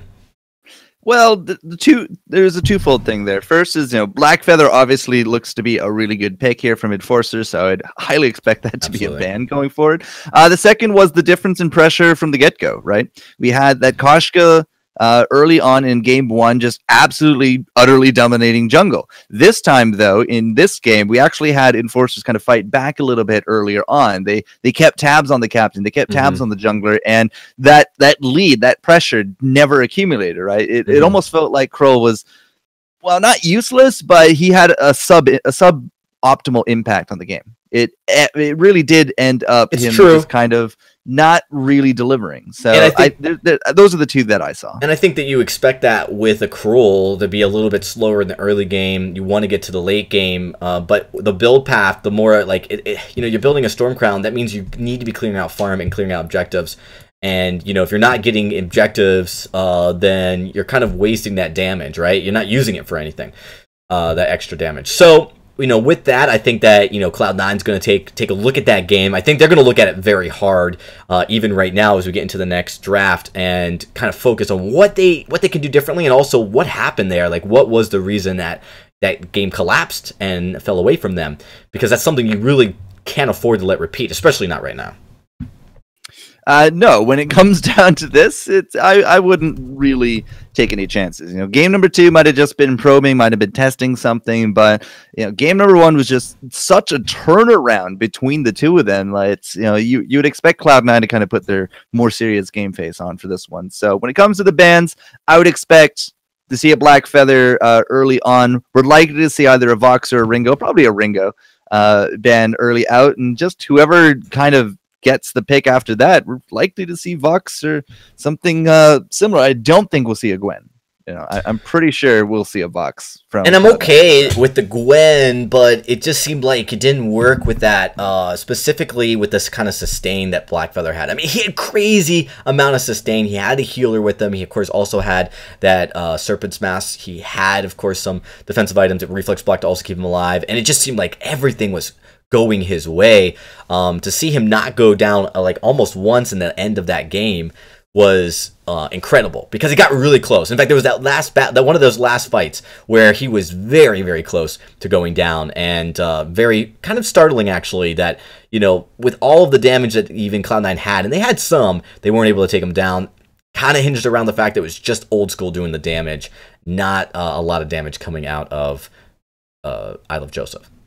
A lot of the damage timings for Enforcers also kind of lined up very nicely. I mean, a lot of the time they're able to either pick up infusions or go get items, and then they almost immediately launched into a fight. Either they started it or it kind of came to them, so to speak. So from there, I think the timing windows just kind of worked out really well. Blackfeather ended up being too much of a nuisance, and the Crow wasn't able to chase down. So I'd like to see a little bit more aggression coming out from Cloud9 into this. I would expect to see that Blackfeather ban, but even if it doesn't happen, I doubt we're seeing a Crow. I doubt we're seeing a Gwen. I think we're going to go to something a little bit more traditional strong at this point. I agree. So it looks like we're all set and ready to go. So we're going to hop over into the draft. I think everyone has logged on, and we should be getting started. The draft begins. Yeah, it sounds like it's begun here to me. Hopefully both sides are actually connected to it. Nifty little app. Not perfect yet, but we're getting some of that feedback. And, well, 3 for 3. No Ringo here today, Dragon. Definitely not surprised. Ringo is a very strong pick, and of course, when it comes into the meta, you have so many people that like learned how to play on Ringo, right? So everyone knows how to play Ringo. What's interesting about this though is with Cloud9 back on A side, it does allow Old School to get one of his 3 top picks. You know, the picks that typically he has the highest win rate with. And we'll see if that happens here. If, you know, he should play it conservatively, shouldn't take any crazy chances. The only surprise I think you'll see is maybe he goes a carried Lyra, but that's very unlikely given the circumstance. Not entirely too sure they're ready. They're saying they're not ready to start this. So I don't know who hit the start button. Our sub is trying to log in. You don't need all 3 people to log in, do you? I don't believe so. We'll restart it for them, as that is a communication problem on our side.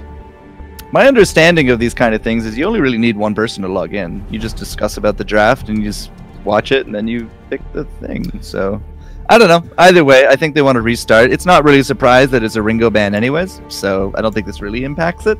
And it's not like there's $1 billion on the line here either, so I think we can afford to be a little bit more lenient. You can actually pause it. That's amazing. Yeah, we'll actually restart it here. I mean, they're going to have to pick the same ban, of course. But again, it's not a surprise ban or anything. I don't think it really changes anything. So we should be able to get the reset in place, start the draft begins. Draft again, and should be getting into this game here. As the Ringo ban stays, and I think that's the right call. I mean, I think Cloud9 has it, at least on A side, their game plan is clear. Yeah, if they didn't ban it, I think they might actually regret that. I agree. Again, though, I want to say props. You know, I know that we're trying to get this new process and the draft UI and all that. It's kind of, you know, new, but the fact that you can stop and pause and restart and there's like no penalty, I think that's a really good feature. Yeah, and you know, I think eventually when this becomes staple, we will look at implementing penalties. I think that's really important actually, because there needs to be a consequence, and it'll likely be, you know, now that you have you know, bans later on in the draft, you can actually lose a ban if you don't, you know, pick on time, right? Stuff like that.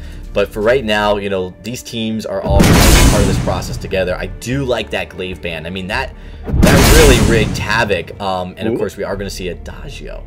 Yeah, and are we going to see Blackfeather? It's going to be Enforcers on the right-hand side. They limited out that glaive. You know, there's no glaive Vizzle here. The guy, you know, he came to really a lot of fame with that. But it's going to be the Vox instead. So, I'm not saying no. We're not saying a Blackfeather, but we have actually taken that Vox away here from Cloud9. So, with that Vox out and the Ringo out, I'd be very curious to see if it's a Gwen or if we're going to see shift something to do a bit more of a mage. It's actually dangerous to give I Love Joseph Blackfeather too. So, you know, there's actually, that has to be going through their heads at this point when they get this next ban, because they actually could be giving a jungle Blackfeather over, and that's dangerous. I don't know if that's a top pick for them, as I do see that Lyra, the Lyra ban very, very nice. But with the Adagio, they can actually run a similar composition, right? They or even Old School could play Blackfeather. So I'm very curious to see how this plays. This could be very tricky for Enforcers. Their bonus time is kind of still going down, even though it's not their time. Whoops. Yeah, a little bit interesting. There's definitely a few interesting quirks here as we work out the program. That's why there are no penalties for going over. All right, so I'm a little curious that it's a Lance ban. I was really kind of curious to see if we would actually see the Lance, but with it banned out, Libra's out, the Lance is out, the Glaive is out. It's going to be a Finn. He was the ban in game number 1, and Enforcer's saying Vox Finn. That could actually be a really nice 1-2 punch. You know, you throw out the anchor, you pull him in, you wait for it silence to go out, and we'll have to see what else they can combo it with, but it's a very powerful combo. It is a very powerful concept. We're going to get into this next game here, and we're actually running a little bit late too. So for everyone who might be thought they were turning into the Energy Rogue game, that will be starting right after this match is over. All right, Arden's got definitely a little bit more of a traditional captain and a Taka to add into this one. So Joseph Taka, man. You said Blackfeather, but Taka is another very, very versatile pick in the hands of a master like Joseph. Yeah, he is. I mean, and this is actually going to be a chance for him to show some of that more aggressive burst damage, something that we didn't get to see last game because of the way he built Cruel, and I think that was kind of unfortunate, right? You really want to be able to see I Love Joseph go in there and deal a lot of damage to Kashka, and we... it looks like that's a slight issue, so I'm actually not sure what they picked. What's last pick, please? It's not there. Yeah, I just unfortunately. Pedal. They picked Pedal. What? They picked Pedal. Okay. Okay. All right. I mean, it's within the time, so they got time. So we are going to move from there here, and then of course go into the game here in just a second as we get started. Oh, so just as a note for your dev, who is it? Forever? I can send it to him. Yeah, no problem. We'll definitely be... They're actually watching it right now, as of course we get started here in this this first kind of test phase of this new system. Well, I'm just looking at some of the coding behind it. Oh no, he does have... Okay. Anyways, we're going to be getting into the game here in just a moment. Pedal. How does Pedal work here for these guys? I mean, I think Pedal is actually a fantastic pickup here because, you know, Pedal still is very strong, even with the slight nerfs that happened. And, you know, I think that Cloud9 might have just not realized that this team could pull that out, or maybe they're not worried about it, because we actually see Pedal banned a lot, especially in, like, the mid to high tier range. So I mean, it does a lot of damage. It's a lot of sustained damage. You'll see a Pedal just, you know, once it's on a roll, it's really hard to stop an overfed Pedal, even right now, even with those nerfs that were put into place. So this is going to be really challenging as we look to start this third final game. All right, and teams are in and looking like they're ready to go. So we're going to jump over to that game here in just a second. As we get started again, everyone looking to tune in to the Energy versus Rogue matchup that will be starting right after this final Game 3. Yeah, we do apologize for a little bit of the delay, but hey, Game 3, I'm not apologizing for that, because that's actually pretty hype. Nobody, I think, actually gave Enforcers really the time of day up against a behemoth like Cloud9, so yeah, you get no apologies from us about that part. Yeah, I mean, this is very exciting. I mean, they've got a chance to actually win this. I mean, I don't know how strong their Pedal is. That's really going to be important. If Sino is an incredible Pedal on top of what they've already shown to be some pretty dominant gameplay here, that is going to be a huge upset here. Probably the biggest upset we've ever seen in any kind of tournament in Vainglory, right? A #1 seed dropping to a #16 seed. You know, and a lot of this has to do with, you know, Enforcers being a team relatively unknown in the competitive side as far as how good they are, how strong they are. Yeah, 1 versus 16. I'm not entirely too sure. I've seen that on stream, but the very first Vainglory finals over in EU in Poland, that's when MediaPixel, number 8, took out everybody, and they became Team Secret after that. So back to the reality though, Enforcers up against Cloud9, and they're actually trading out very well here. Lone Dog actually is the sub. You will see No Fuego here, and with that stomp, the Petal is going to take the first blood, and it's going to be the Taka of all slippery characters. I mean, this is crazy. First Blood is really huge, and of course, like we talked about with the Petal, once it gets on a roll, it's going to be really hard to stop. Although I will say, when you take a look at overall hero win rate, Old School is nearly undefeated on Adagio. I mean, he rarely ever loses. This is definitely probably one of his strongest picks, and so he just needs to stay relevant, I think, in the first couple minutes, and he'll be just fine. Cleaning up quite a bit of this jungle here early on. He has, Old School has definitely been taking some hits here from Hoodser, and we have to really hope that his Vox is just as good, if not better, than his Black Feather play. But yeah, again, some of this early game pressure is actually going pretty squarely for Enforcers. First Blood, they cleaned up, and they're just about 500 gold ahead. Yeah, it's definitely going to be hard. I mean, Hoodser's not going to have the kind of sustain he had with the Black Feather. It's just that's not how Vox works. But if he plays it smart and he waits and ramps up to the point where he's a little bit ahead of Old School, he could definitely pull off some surprise trades here. But the real surprise is I Love Joseph. Nice. The Play Company actually revealed I Love Joseph. He was looking to go in for a kill.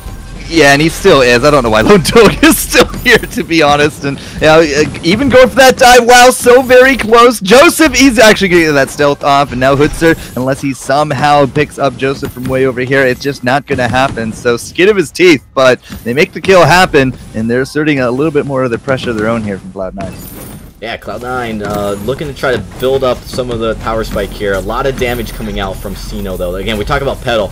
Does so much damage even now. Too far forward. No, he's too far forward. Wow, we did not actually have a Gate Missile combo. He was 3 seconds on the shield. I thought for sure Sino was going to drop. Oh, very, very close.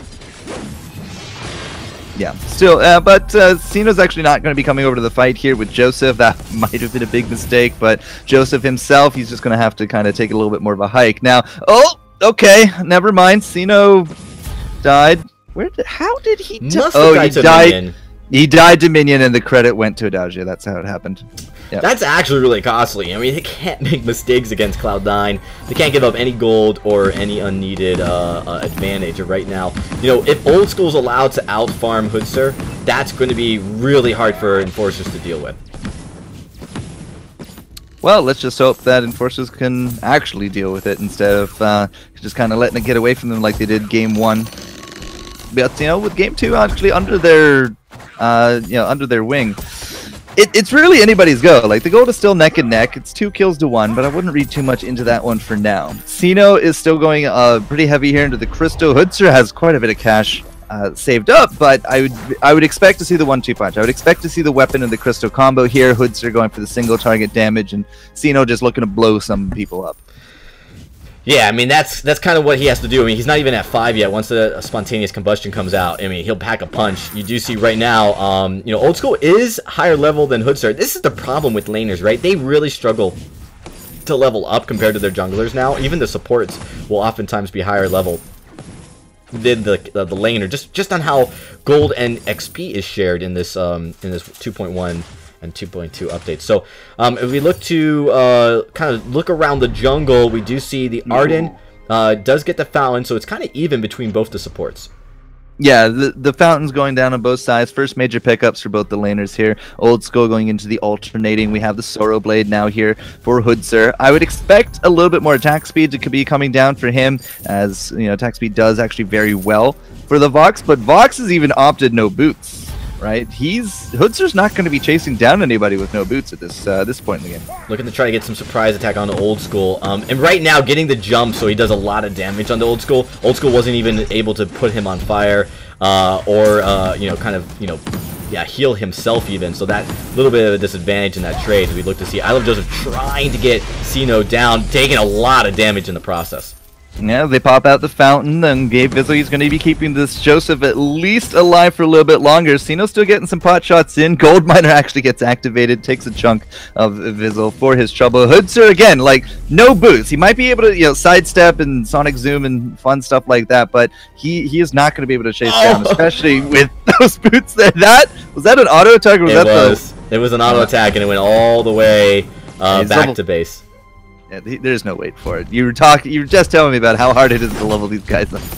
And Gabe Vizzle, man, MVP for C9 because he had to save Taka, then rotate up to the lane to Vanguard Old School to get him out of danger. This guy is doing his best. His 2 carries, very talented, definitely some of the best players in the game.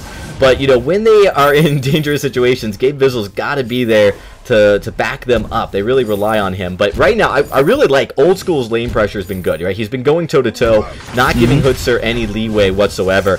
And so you see that little bit of damage, counter damage they're trying to put on the turret. Their turret did take a little bit as well, so it's kind of important that they keep this pretty close. Well, Sino has the capacity to blow some people up, at least for now, with that spontaneous combustion of his coming online.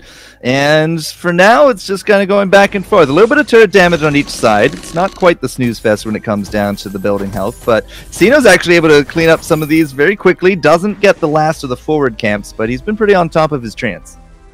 Yeah, and with that, Old School hits level 6. I mean, this is going to be kind of really important. This Crystal Adagio will pack a punch. And what Old School is so good is using his ultimate to either, focus on changing the direction that a fight is going. He saves it. He's not careless with it. Look at that damage coming out. Hoodser. That's what we really have to watch. Old School versus Hoodser, and how does Sino keep his team going? Yeah, well, I mean, Old School had a two-pronged defensive there, right? He was able to get the heal off on himself and the burning on top of Hoodser, and then Gabe Vizzle with that shield on top of it with the Vanguard. So, yeah, it wasn't a very good engage for Hoodser to try to get some of that surprise damage on. The heals by themselves there from Cloud9 to keep Old School in a better position. And 72 farm to the 70. Despite all that, Hoodser's actually keeping pace with the farm. But the cash is starting to swing a little bit towards Cloud9 here. They're just getting a little bit better of the trades. They are, and I think that, this favors Cloud9 because they really don't want to, Cloud9 with Old School and Adagio definitely is going to be stronger if this game is close in a couple of minutes. You look at that. I mean, like, when he gets onto Hoodser and starts laying basic attacks, it's just almost like a complete melt. And so that's the kind of thing once the fight breaks out, you're going to see one of the enforcers drop very quickly. Alright, so I mean, we finally got those boots there for Hoodser. The anchor to go out doesn't actually catch anything on its fishing trip, so nobody gets pulled up under that turret, and now we actually have the wait for it kind of out of the toolbox here as well. So this is not a good time to be looking for a fight. Joseph's going to have his ult ready to go here in just a moment, and Old School's already chunking down your carries, so probably in best interest to run away from this one, Enforcers. And well, Sino, yes, he actually is going to get out of that. Look at the gauntlet. That looks really phenomenal, actually, right there. But just missed, though. Doesn't get a kill. Yeah, I mean, it didn't keep pedal in, which was really what they were trying to do, and it almost did.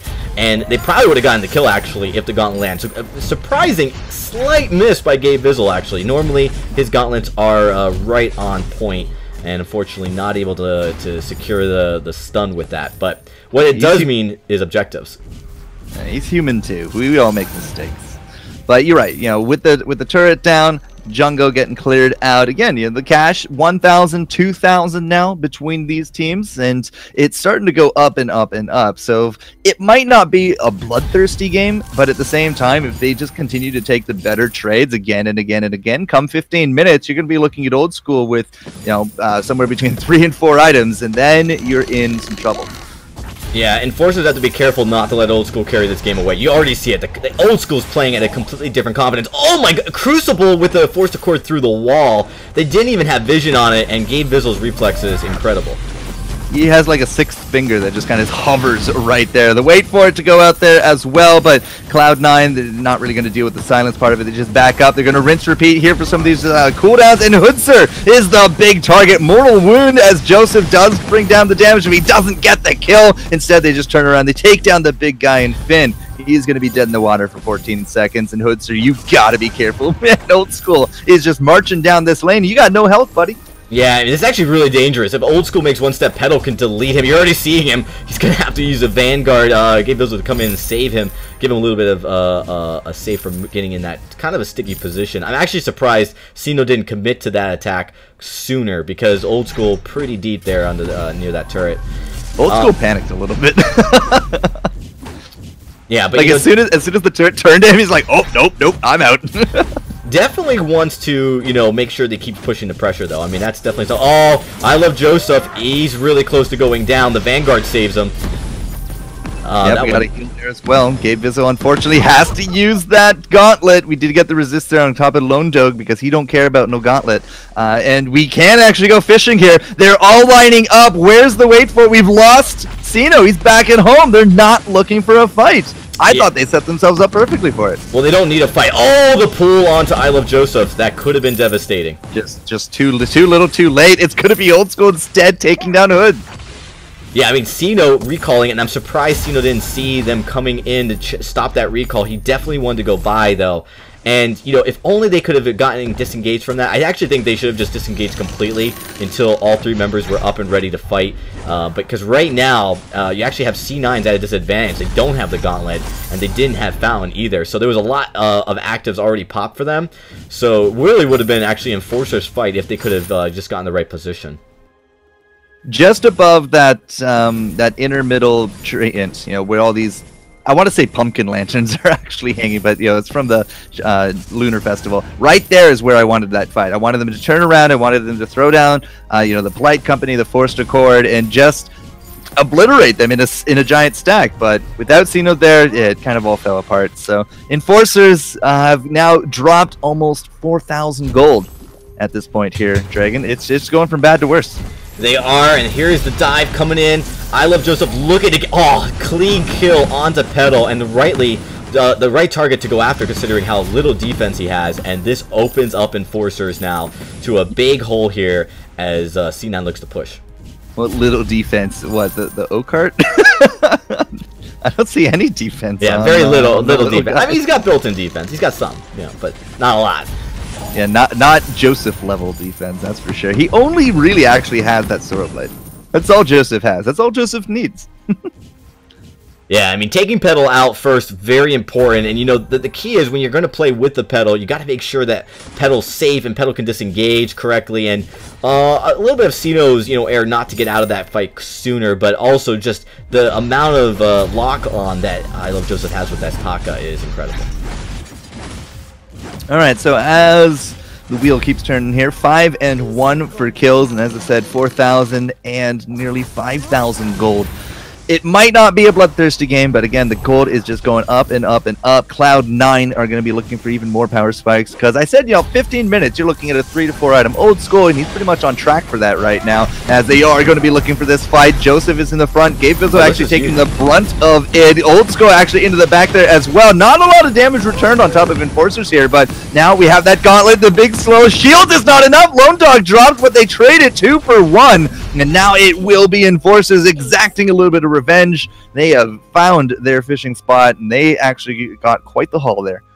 Wow, I mean, that was huge, and you start to see that fight turn because they actually used the Crucible on a very well-placed A from the Finn, and you know what? Once that was used, at that point, the Forced Accord was going to come up before the Crucible came up again. Now, they didn't need to use it. The Finn ended up dying, but it just dictated a different pace to that fight, and Forcers felt like they had the chance to kind of turn it at that point, and with that, it also removed one of the defensive items to keep Cloud9 alive. Really huge fight, really big pickup. I still think Cloud9 have the edge here. I still think it's kind of their game to lose, but that's definitely a start in the right direction for Enforcers.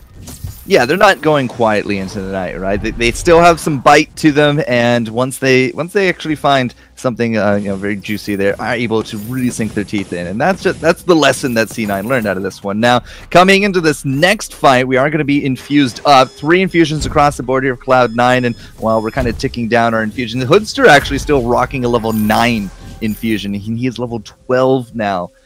Here, Mr. Dragon. So he's going to have to see if he can update that. There it is, level 12, ready to go. Sino should be able to update his if he had the money. He doesn't have the money, so next fight, it still could go either way, but Cloud9 is definitely still keeping the edge. Yeah, and this all started Enforcers choosing not to ban Vox and actually just banning the Glaive and leaving that Vox open. Such Gauntlet. a huge, yeah, Gauntlet. I don't think that's the kind of Gauntlet they want though. They don't get a lot for it. Oh, there we go. The force to core, but it gets blocked out. Again, like into these corridors, I really do like it, and I think that was a good choice there from Lone Dog. But again, a lot of the damage has only landed on top of this Finn. Finn is so slow, he might actually just be the first one to go down, and he is going to get real low. Attack slows and everything, but he's still holding on for dear life. Joseph will finally just actually be able to stealth off to the side without going down. I thought perhaps that would be a trade, but nope, it's going to be a straight double kill, and whoop. Lost his nerve there at the end, but still a 2-for-0 exchange. I expected that to go way quicker for Cloud9, and then I got really afraid of Joseph for a minute. But they were 2 deaths. Yeah. They were in a world of hurt though. They all very low, and you really got to thank Gabe Vizzle there. Timely active to keep his team going, but they barely, and also the heals from Old School, right? I mean, this is where Adagio is going to shine late game, is the fact that he can give his team extra sustain, where, you know, you're just not going to get from the other side. So that fight almost went negative for Cloud9, but they committed to it. They really wanted it, and you didn't see them backing away when they took a lot of damage or maybe took a little bit of burst here from the side of Enforcers. So big ace for Cloud9. This is definitely going to be kind of that key point here, which might help them close this game out. Hoodser just bought another infusion. That's curious. I wouldn't have expected him to actually reinfuse this quickly, especially with the Kraken coming down on top of them. But well, he didn't have enough to get the second Tyrant's Monocle, and I know that's clearly what he wants if you look at this build path, and he couldn't get it, and he needs something right now. I just didn't think he was that low. I'd have to look at the VOD to see if I was right on that one or not. But Kraken coming down. The Gauntlet is there. Wow. That's going to be fantastic if it landed. The block from Gabe Vizzle actually just salvaging a bad situation. Joseph still actually too far forward. He's going to have to get a heal out. Nice triple stun from the Lone Dog. That is actually going to be now that Joseph dead. Old School is going to turn around. He's looking to take home Finn. Sino is actually the one in front. Sino will not win that fight. We've actually split. Hoodser's going for Gabe Vizzle, who's on top of the turret with this Kraken. Lone Dog actually going to seal his fate, and now it looks like the push is over. 2 dead from Cloud9, but they picked up a lot of turrets for their shovel. Yeah, they're not going to get this last one, but they're really close to closing this game out, and they took a risk that they had to kind of take, right? They had to ensure that they got enough turrets off that Kraken push. Just the gold swing enough is going to give Enforcers a little bit of a push. So if there was still 2 crystal turrets remaining, it really changes the options that you have kind of late game as far as, like, you know, base racing, and, you know, if Enforcers gets a Kraken but you want to close the game out, having just one turret there does help Cloud9 immensely. But what you did see as well is just once Enforcers can lock on to one of the members of Cloud9, they can get a kill and they can turn that fight. And, you know, Old School does a lot of damage there, but he has to be very careful. If he goes down first, this game is over for Cloud9. And, oh man, both teams are very close to each other right now. Yeah, I was really surprised that we didn't try to pop any kind of flares here from Enforcers, but I guess they're actually not ready to go. They are just trying to run this one away, but now they're going to turn, they're going to try to burn, but it does get blocked out with the Gabe Vizzle getting it really good there with that Crucible. Joseph is down low, but he's going to get that heal. He jumps in, gets the heal. You see the fire now starting to work its way through Enforcers, and that should be that. There we go. The Finn on just his last legs. He is going to be down for the count. Old School moving forward. He is just looking to really bring down and get this game over. And Hoodser with him down. Joseph in pursuit of Sino with the team wipe coming through in the ace. That should be game, my friend. Yeah, very good pickup there. And you kind of see this is something that Cloud9 could afford to do, is disengage from a fight. And that's something that you really couldn't let happen if you're Enforcers. The disengage gives them time to recoup, and it gives time for Old School to heal himself up or his teammates. That gets them the win. And you saw as soon as they disengaged for a couple seconds, they immediately paused and went back at it. And you know, you typically don't see a confident team like Cloud9 disengaging from a fight, but when they see it kind of going against them, they need that extra time, and their composition really allowed for it. Both Old School and I Love Joseph actually have a decent amount of heal in their abilities, so that really plays into it as well. Actually, a very close game there at the midpoint, but Cloud9 and, of course, Old School on this Adagio, very high win rate, and plays right into kind of his play style as well. Look at that, 9-1 and 1. You don't see him die a lot on an Adagio, that's for sure. You just don't see him die a lot period. But yeah, they eke out the win. That's the important part. They made it look good. The kills were not as imbalanced as they were in the previous matches, but the gold gain, the steady gold gain, is the name of that game right there. As Cloud9 was just able to, they went from 500 deficit to 500 plus to 1,000, 2, 3, 4, 5, all the way to the end where I think they were about 5,000 or so ahead. So it's just good, solid gameplay, and that's why they're Cloud9. Absolutely. Well, we're going to get ready for the next series. We are behind schedule, everyone, so do bear with us as we're going to be going late into the night. But with that, I mean, definitely an exciting first series matchup as we see how the new double ban system works. Really can change a lot and put a lot of these teams that maybe normally were used to having dominant gameplay struggling just a little bit. With that, we're going to take a quick break, though, but when we return, we are going to be bringing our next matchup. It is an exciting one. It's NRG versus Rogue. Both new orgs into Vainglory, so you guys aren't going to want to miss that after this break.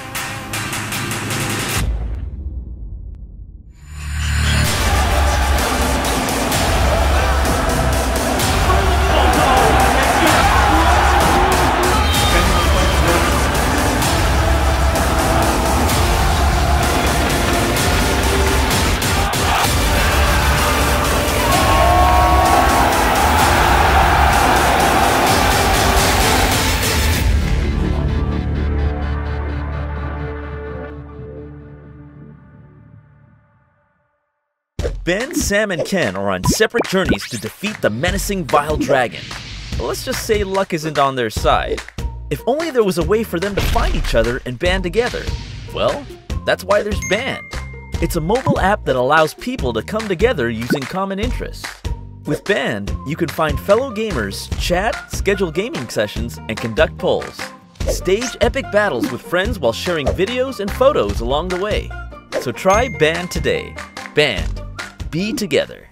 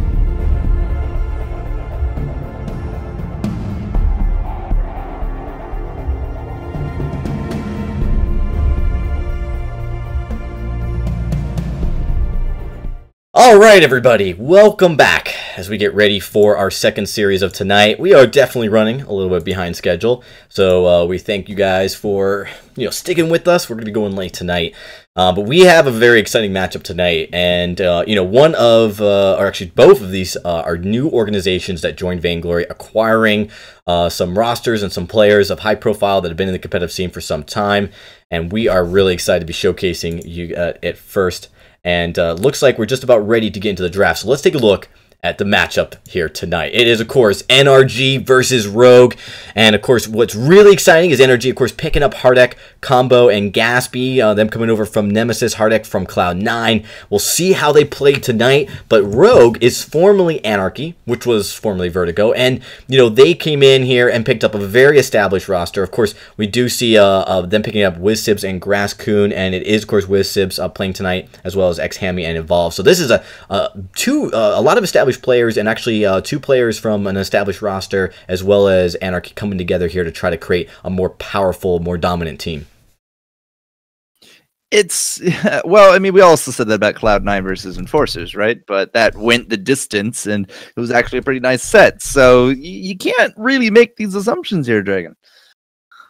Exactly, so it's definitely going to be interesting to see how they play into it. Rogue, having a lot of experience playing together, especially Hammy being kind of a staple of this roster. But he's seen a few new faces: Evolve, WizSibs, Grasscoon coming on the roster as well. So there's a lot of changes. It looks like they've kind of been moving and growing with everyone as well. But it looks like we're going to get started here in just a second as I wait for the cue from all the teams. It just says, it looks like everyone's ready to go. So we're going to start the draft. The draft begins. Okay with that, because we still have a lot to get through here tonight. So on the left-hand side is going to be Energy, on the right there onto the Rogue. So Hardek, Chombo, and Gaspy.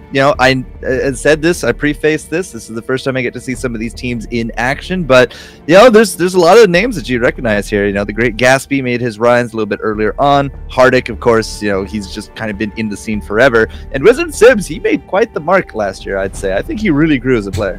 Yeah, and so, to see him kind of come to this, new organization, but it's really kind of a merger of two teams coming in here, trying to make, a real shot at live championships, and I think that'd be definitely something that, if it were to happen, would be pretty impressive for this, pretty young organization now. And now, of course, Rogue picking them up. Rogue is a more dominant esports organization here, coming to give them that kind of support they need to make that push. Isn't Rogue Monte Cristo's X team? No, that was Renegades. Renegades, right? Rogue Gaming. They have several teams in like first-person shooters, and I believe. Oh man, I'm trying to remember which game they recently had pretty strong success in. But they're definitely looking to kind of make a big jump into Vainglory, really committing to this game and this team here.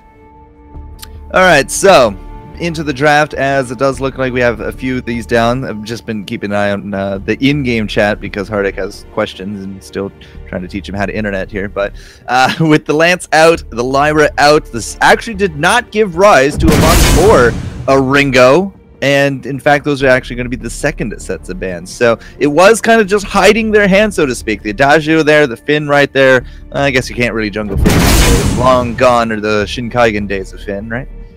Absolutely. So, with an Adagio pick, Energy, we saw how successful Old School is on an Adagio. Adagio definitely, good as a roam, good as a carry. We can see teams play it both, so it's kind of a nice flex deck. And of course, at this point, we see both Fox and Ringo also off the board. Yeah, so Baron. Haven't gotten to see a Baron recently. I'm very curious to see if it'll be Weapon or Crystal. I prefer Crystal myself, but I kind of don't play into these long games. I'm a big Battle Royale fan. So Blackfeather, I guess we had some people watching that a bit earlier. Blackfeather with the Arden, I think, is a really nice kind of slingshot into the midst of everything there. So we'll have to keep an eye to see what Energy will do with that. And, well, what do you think of the last pick here? This is interesting. You know, like you said, talking about the Baron, I actually think they've got their work cut out for them. Arden, Blackfeather, Adagio. You know, we saw actually, you know, pretty similar comp here from Enforcers, and it worked very well. And so, you know, if this is a successful comp, you're definitely going to see it do a lot of damage here. So, Rogue's got to be careful. They got to make sure that they pick something that makes sense. They've got a lot of bonus time for 53 seconds. So, Sky, oh man, they got the two lovers at odds with each other going in here. If you guys read the lore, definitely a lot between those two heroes. But more importantly, Sky is a very, very strong jungler. Can go weapon or crystal, so really plays good into this draft. I think this is definitely a nice pickup here for the side of Rogue.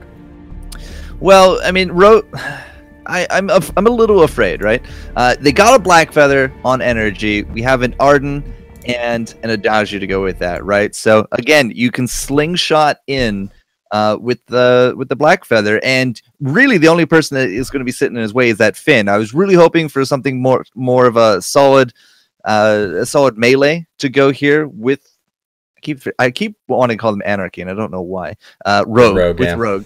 Yeah, I really wanted to see somebody a little bit more sturdy than Sky, but you know, maybe the double range with Finn can actually work. It's up to them to make it work. I'm just having a little bit of doubt here early on. Well, we're going to find out in just a few moments as we get into game number 1 of this best of 3. And this is going to be an exciting one as we start off here. And it is going to be the first test, the first time we get to see these two organizations, both NRG and Rogue, go head-to-head. And the first time we get to see them on the fold in their new team deck out. So let's see how it works out for them. Also, of course, both teams really, you know, kind of new rosters all overall for this season. I'm a little sad that Hardik has, you know, finally actually, you know, broken up the boy band of him and Lost Boy Toph. Like, they did phenomenal amounts of work. They stuck together for the longest of times. But he and Gatsby, you know, kind of coming into this one, they were part of their same sister organizations. They have a lot of playtime together. So that plus Chombo 305, yeah, I'm really curious to see what they're going to end up doing here. Yeah, and we're definitely going to find out in just a few moments as the game kind of gets underway here in this first matchup.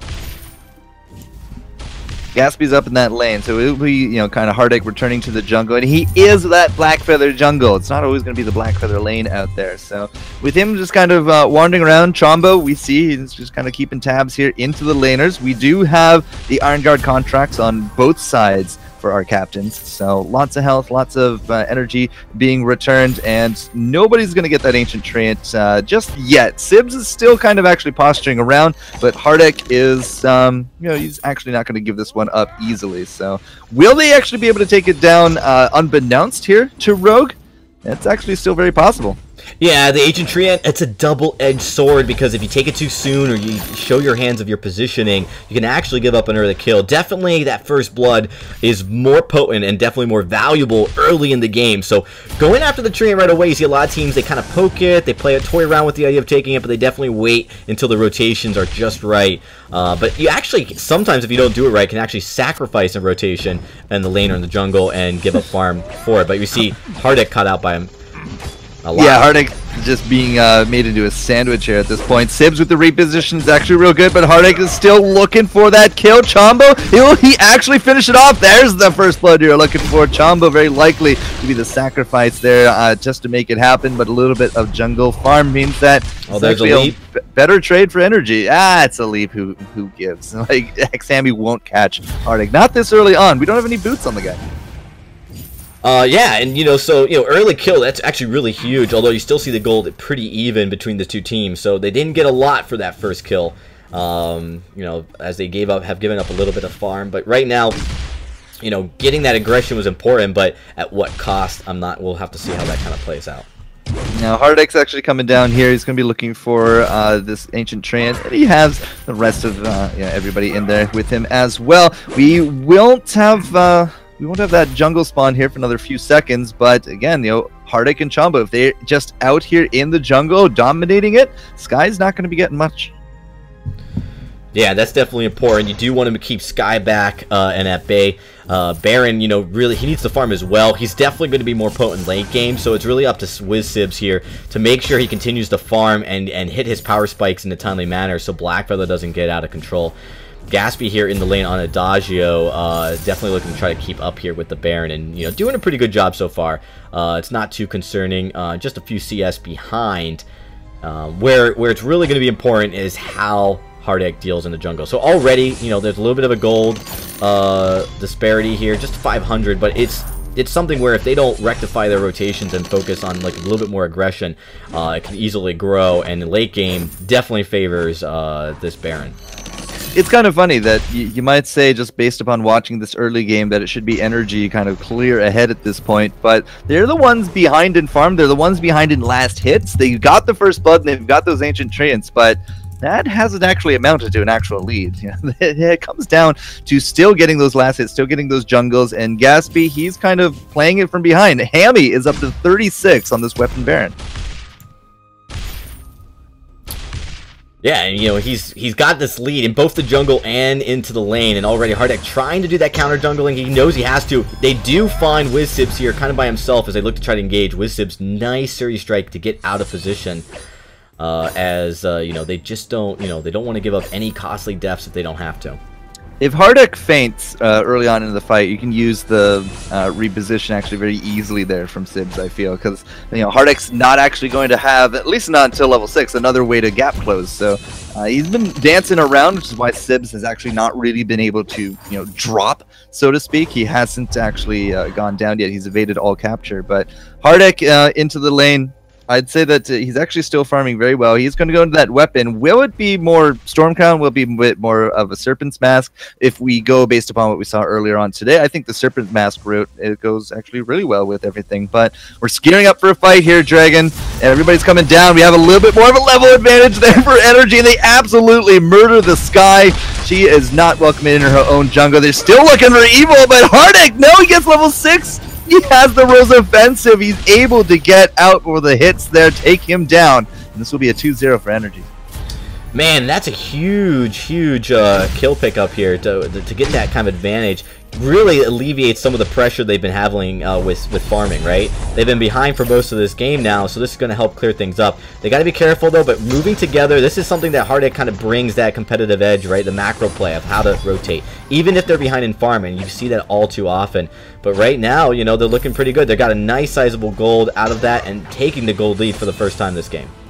All right, Hardegg has himself one charge of that Rose Offensive ready, so I don't think he's going to be in too much trouble. You can see the Frostburn starting to work wonders there from Sibs with this chase. And up against Hardegg, up against Chombo, I think that the Frostburn here will definitely do a lot of work. Again, you know, that first game that I did with the double Frostburn, I really just think that was a comp thing. I have nothing against the Frostburn, and, you know, maybe AJ's even going to flip at his stance. But again, I think it's a pretty good early game pickup here for Sibs, and we'll have to see if he can use it. Yeah, Hardegg's looking to keep pushing this jungle advantage. You know, he's got to be careful not to get overconfident, especially when he's not with his team. His advantage is to sustain when he's got the Adagio with him. He's looking to try to get this healer in here, really going in aggressively, taking a lot of damage. Does get the healer, so that's a huge sustain that he gets. Oh, but he takes that that damage from the Finn and looks to try to get in here. Here comes Chombo to try to come and help support Hardegg. As now they've got, again, control over Rogue's jungle here, doing a nice job. Crystal Miner might have something to say about it, but Energy, they get themselves together and they're going to do that tactical retreat. The quibble really still hurts from Finn. You know, you said that a little bit early on that Finn probably not in the meta, but I don't think there's been a patch where Finn has really not brought a lot of early game power. I mean, those quibbles, especially since you're leveling up, you want to overdrive it, you want to get the stun part of it, right? It still hits hard. It really does. I wouldn't say that he's out of the meta. I mean, there's obviously some supports that these teams really prioritize, but with the double ban, usually one of those get knocked out. But there's still a place where Finn is just very potent, and it's just how you play it, right? It changes kind of the way and the play style that you can bring to a match because of how slow he is. So we do see, of course, Chombo, he does have a fountain and a a Crucible. That's really huge because as we see the Evolve get to level 6 and pull out that Forced Accord, a lot of the gameplay and a lot of the winning and losing is going to be based around how well those Forced Accords are.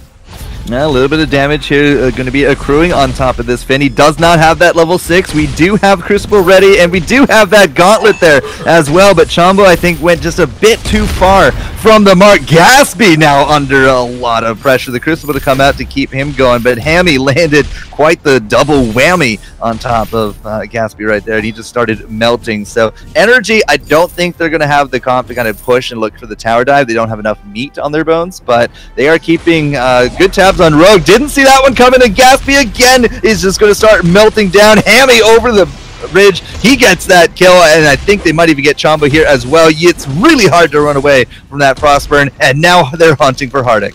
Yeah, Hardik debating actually going in and trying to get the kill. That's really risky. I think, though, ultimately they just need to ignore him, but he's hanging around here looking to try to make something happen. He's got an infusion. He does have a lot of damage, and if anything, he's going to make it difficult for them to get a gold mine objective.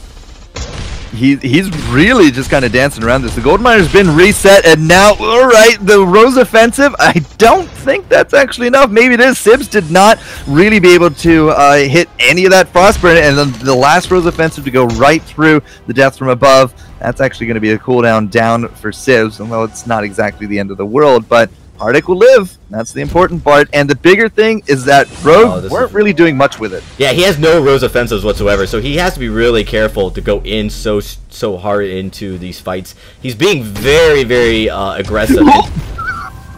He's being very aggressive, and it's paying off. I mean, his aggressive play is allowing his team to get into positions and pull out some kills that maybe they otherwise wouldn't have had, but he has to be careful knowing, going in by himself, definitely once you see the Baron kind of come online and get later into the game, is going to be more and more costly. I actually thought that Hardik was just going to die to Hammy right there. I mean, those Porcupine Mortars, they don't exactly, tickle at this point. He's sitting at 2 items on top of this Baron. Sibs is looking for that 2-item spike here as well. And we do, obviously have that Forced Accord ready to go this time as well. So it's kind of a tricky dance. Hardik has so far outmaneuvered his opponents, but he can't be perfect every fight. I mean, one of these times, if he continues on with this, he's going to slip up. Yeah, definitely. With his team, he has the advantage, a lot of sustain, both from his support with the Ardent as well as with the Adagio. But if Adagio drops in a fight and it's just him and the Ardent, it's going to be a little bit harder for him to pull out, especially if it's a 3v2. He's, again, having that sustain, though, you got to be careful of your Rogue, actually. Oh, no, they're successful. Nice. Yeah, that was actually phenomenal, but we're going to have actually Gaspy trying to turn around, have the burst. We have that Gauntlet there as well, and it's just Hardik in the middle of everything, starting to take names right there. It's going to be the Baron dead. Sibs does not last too much longer there either, and now Gaspy, he gets a few shots on top of Evo. Hardik is going to go right through it, because he's looking for some of that jungle farm. I'm a little surprised we didn't make a beeline for the gold miner. It's been sitting there nice and pretty. It had full gold, but it's all about this farm, it seems.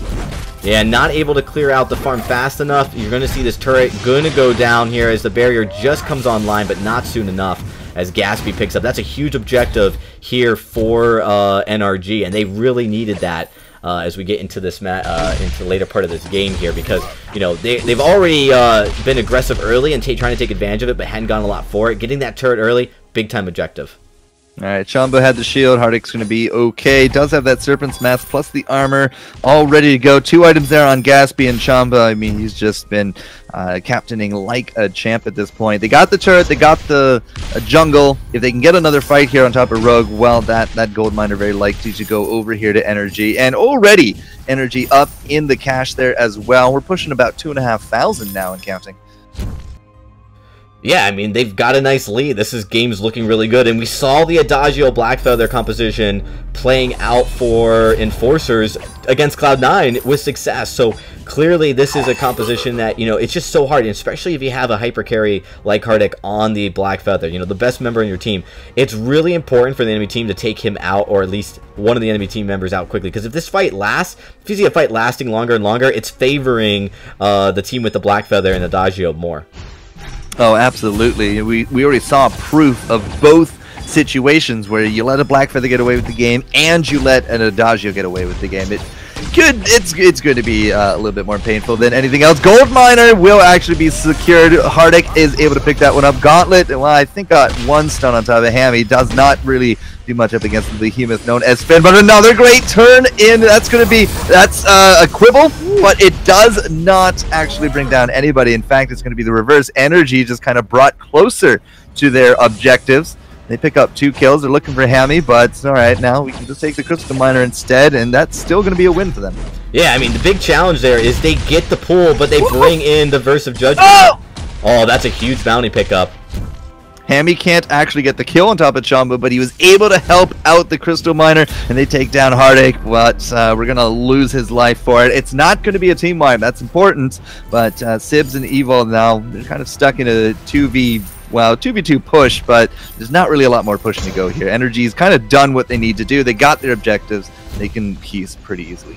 Yeah, the real challenge here is if they pull in the Adagio, which they really don't want to do. In fact, the pull in this case is really not looking too effective because you got Blackfeather who can Rose Offensive out of it if he gets pulled in and avoid the stun. But if you're going to pull the Adagio, you've got to land the Quibble. But the problem is typically what we're seeing is no Crucible on the Forced Accord, but then we do see the Crucible to help block that stun from the Quibble, and that's actually, it seems like in this case, more important. The Forced Accord getting off is very vital, and if that gets off, you actually want to get pulled in. It's a lot of damage behind that.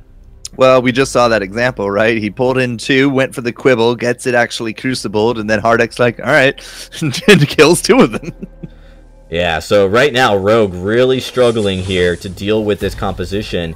You know, in a way that we actually saw like a lot of teams struggling so far. I mean, the Blackfeather seems to be playing well into it. The Baron not coming in strong enough late game. Gatsby does take a little bit of damage, but right now Rogue very defensive here. They're not playing as aggressive as they'd like, mostly because they have been struggling in these team fights.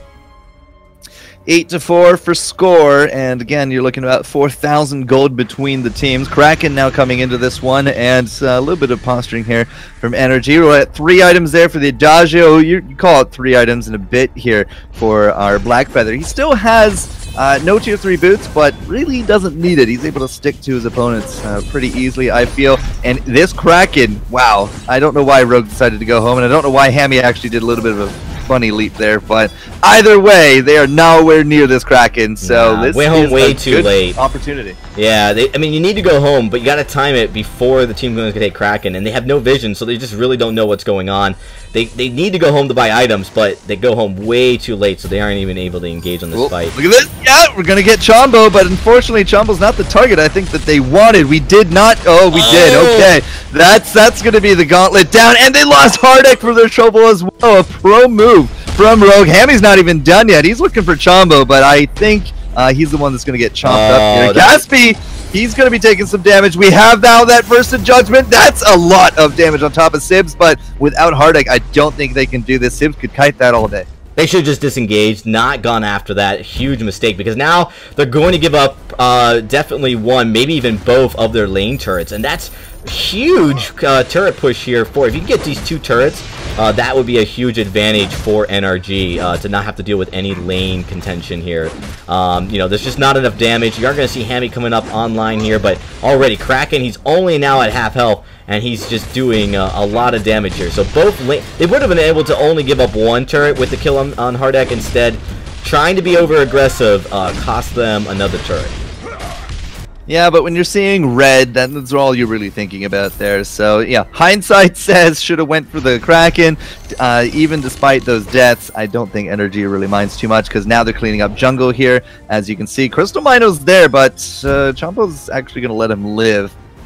Not entirely too sure if it's died twice. It's died at least once, but... Yeah, they definitely got 1 kill. I don't know if they got the second one on it. But, you know, either way, it's not something that, you know, NRG's had an issue with. Where they've chosen to have their team fights has really helped them. You know, we see, as far as fights go, we are seeing when they can get the jump onto NRG, Rogue does pretty well. But right now, if Hardek sustains through a fight, he just keeps putting so much damage. He's got that breaking point. You don't want him to kind of build those stacks, but it's really hard to counter it. And then, of course, the damage from Gatsby right now, there wasn't a lot of shield on the side of Rogue, and that's something they kind of had to work on. Well, 9 and 5, and still actually ahead here from Energy. We had some infusions out and about. At least one. Hevo actually the only one infused up on his team there for Rogue. But I mean, Heartache is still rocking his 12. Gaspy just refreshed a little bit there ago as well. If it comes down to a team fight right now, and we have no infusions here for Rogue, they are kind of coming a little bit more half-cocked to this fight. But there we go. Hammy's actually figured it out. Sibs doesn't have the money, so he's kind of up the creek regardless. Yeah, and you know, this should be a composition that gets stronger late game. They do take that heal creep, but there's so much vision right now for NRG that gives them a chance to make better decisions. And you know, Heartache to try to kind of come in and surprise. There is a Crucible. That's actually better that the Crucible was popped on the Forced Accord, because once they go in, you really want that Quibble to land. That is a good point. Yeah, we have not actually seen a lot of death resulting from these Forced Accords. It's really kind of the follow-up that's getting blocked. But at the same time, with the with the Forced Accord down, oh man, Energy is making a power move here, right? Yeah, and Rogue continues to recall back at the wrong time. I mean, Heartache and his company with that vision, they're going to give up another crack. Come on, Hammy. Yeah, they're not going to get it. No, but Heartache is actually going to be down low. That's not a terrible gauntlet, but I'm not entirely too sure we're going to see a lot of follow-up. Heartache is down too low. Chombo! Oh no, it's a double grab, but Heartache's still going to be okay. Not entirely convinced that Chombo's going to live, but again, Kraken is here. Energy just needs to leave. Leave right now, Heartache! No, that's the opposite of what I'm telling you to do, man. And well, alright, Rogue gets an ace, and this Kraken's going to get started to work on by the weapon this time, by Hammy. Wizard Sibs will meet him back in base. Energy's not going to get anything out of this. Yeah, they're going to get 500 gold over the Rogue, and that's not what you want to do. And you give up an ace, so you know any advantage you had in gold is just going to be, just going to disappear completely here. And it's really kind of hard because, again, you saw how much damage those Versa Judgments did in the early part of the game, but there's so much more shield on the side of Rogue now. They weren't going to be as effective.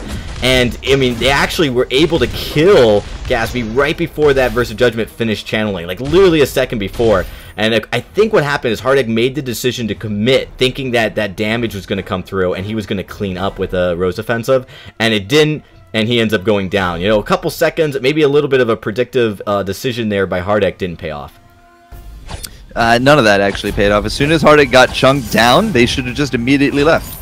Like, if your Kraken's not going to get anything done, and your main carry here is, you know, almost dead in the water, then just retreat, rinse, repeat. While they go to the Kraken, go take their jungle, right? Go farm, go push the lane. Well, I guess there wasn't any minions, so that was a moot point. But, you know, throwing your lives away and getting nothing out of the Kraken, that's a problem. That's a double hook right there, though. I'll tell you that. Gaspy and crew that actually stopped out that gauntlet that time there as well. The verse not going to hit anybody, and Heartache is done. I hope he's not actually going to choke through this match. Gaspy's out here as well. Sibs and Hammy just bringing so much damage to the table, and over the wall they go. Chombo is not going to be the sole survivor out of this one. He is denied his entry home, and now with an ace, we might actually start pushing down some of these turrets. This is huge. We talk about Baron coming on late game. He finally is, and you know, giving up. Oh my gosh, those crits! Yeah, giving up that ace there, well, before the last Kraken, and giving all that gold over to Rogue was just a huge mistake by NRG, right?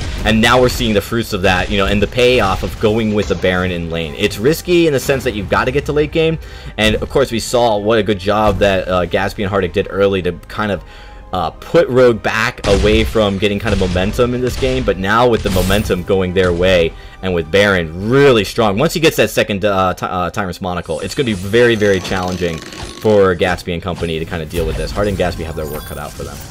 500 plus crits, you know, I don't really care how much armor you have, that still hurts by the end of it all. Kraken's going to be up here fairly soon. You can see Rogue not really giving up positioning. They're in the best spot possible right now. They're all infused up. They just bought a whole bunch. There's that second monocle you're looking for, and now they also have that poke advantage, right? Sibs can just forward barrage all day. We got flares. Hammy has so much, you know, that he can bring with these porcupine mords, with these auto attacks. They're already chunking down energy, and they haven't even committed to a fight yet. Yeah, they're going to start the Kraken. This is a little risky. You know you've got NRG here looking to flank. I think they want to bait it just to start the fight because they know they've got the fight on their side, looking to try. You see them turning immediately, but what NRG can actually do here is steal the Kraken, but I think they're going to steal it. Yeah, if they steal it, it's going to be at their own peril. Alright, big stuns going down, lots of damage. Gaspy does not survive. That's actually everything out of the toolbox here. And Chombo, he had taken quite the hit there as well. Sibs, he's just going to get in front of Chombo there as well. And Hardek, you are not winning a 3v1. It is not going to be happening. I'm not even sure you can get over that wall, but he will. Death from above, it doesn't even matter. The last of the forward barrage gets the kill. We don't need no Kraken. We have Ace back to back to back. Rogue, they're taking game 1. Wow, I mean, that's a huge comeback for them. And, you know, one that you kind of expect that they played their cards right, but it's so easy to lose motivation and momentum when you fall behind like that and make mistakes like you saw Rogue making. But Rogue cleaned it up, and just like that, 3 turrets in a row, they've got the victory, taking it 1-0. And this is, you know, they're coming here from the bottom seed looking to upset NRG, and they're on a path to do that. The big dog in chat's like 911, dial 911. This is an emergency. Good job, Rogue. Good job. Wizard Sibs and Hammy. I was a little skeptical about their combo. You know, with the Sky, with the Baron, I thought it might be too susceptible to the slingshot comp of having, you know, Black Feather kind of jumping into the back line. You got the Arden there to slingshot in, and then, you know, the AoE availability there of Gaspy. But no, this actually worked out rather phenomenally for them. So, you know, big kudos. I'm impressed. Yeah, and they took a lot of early game heat, and they had to deal with that Black Feather and Dagio comp, which was doing a lot of damage, which we saw work effectively with Enforcers. So, you know, for them to kind of deal with that did work out. Of course, Baron, once he started to come online, really the story there, really able to impress and make some, you know, make NRG kind of question as they engage. You know, wait, are we doing this right? Because like the damage coming out was just insane. Absolutely, man. So I'm going to grab some water before the next match because I think I'm going to lose my voice tonight. Well, we're going to take a quick break. Yeah, we're going to take a quick break, but when we return, game number 2 between NRG and Rogue will take place. So we'll make sure we get you guys into that in just a few moments. Don't go anywhere, folks. We'll be right back.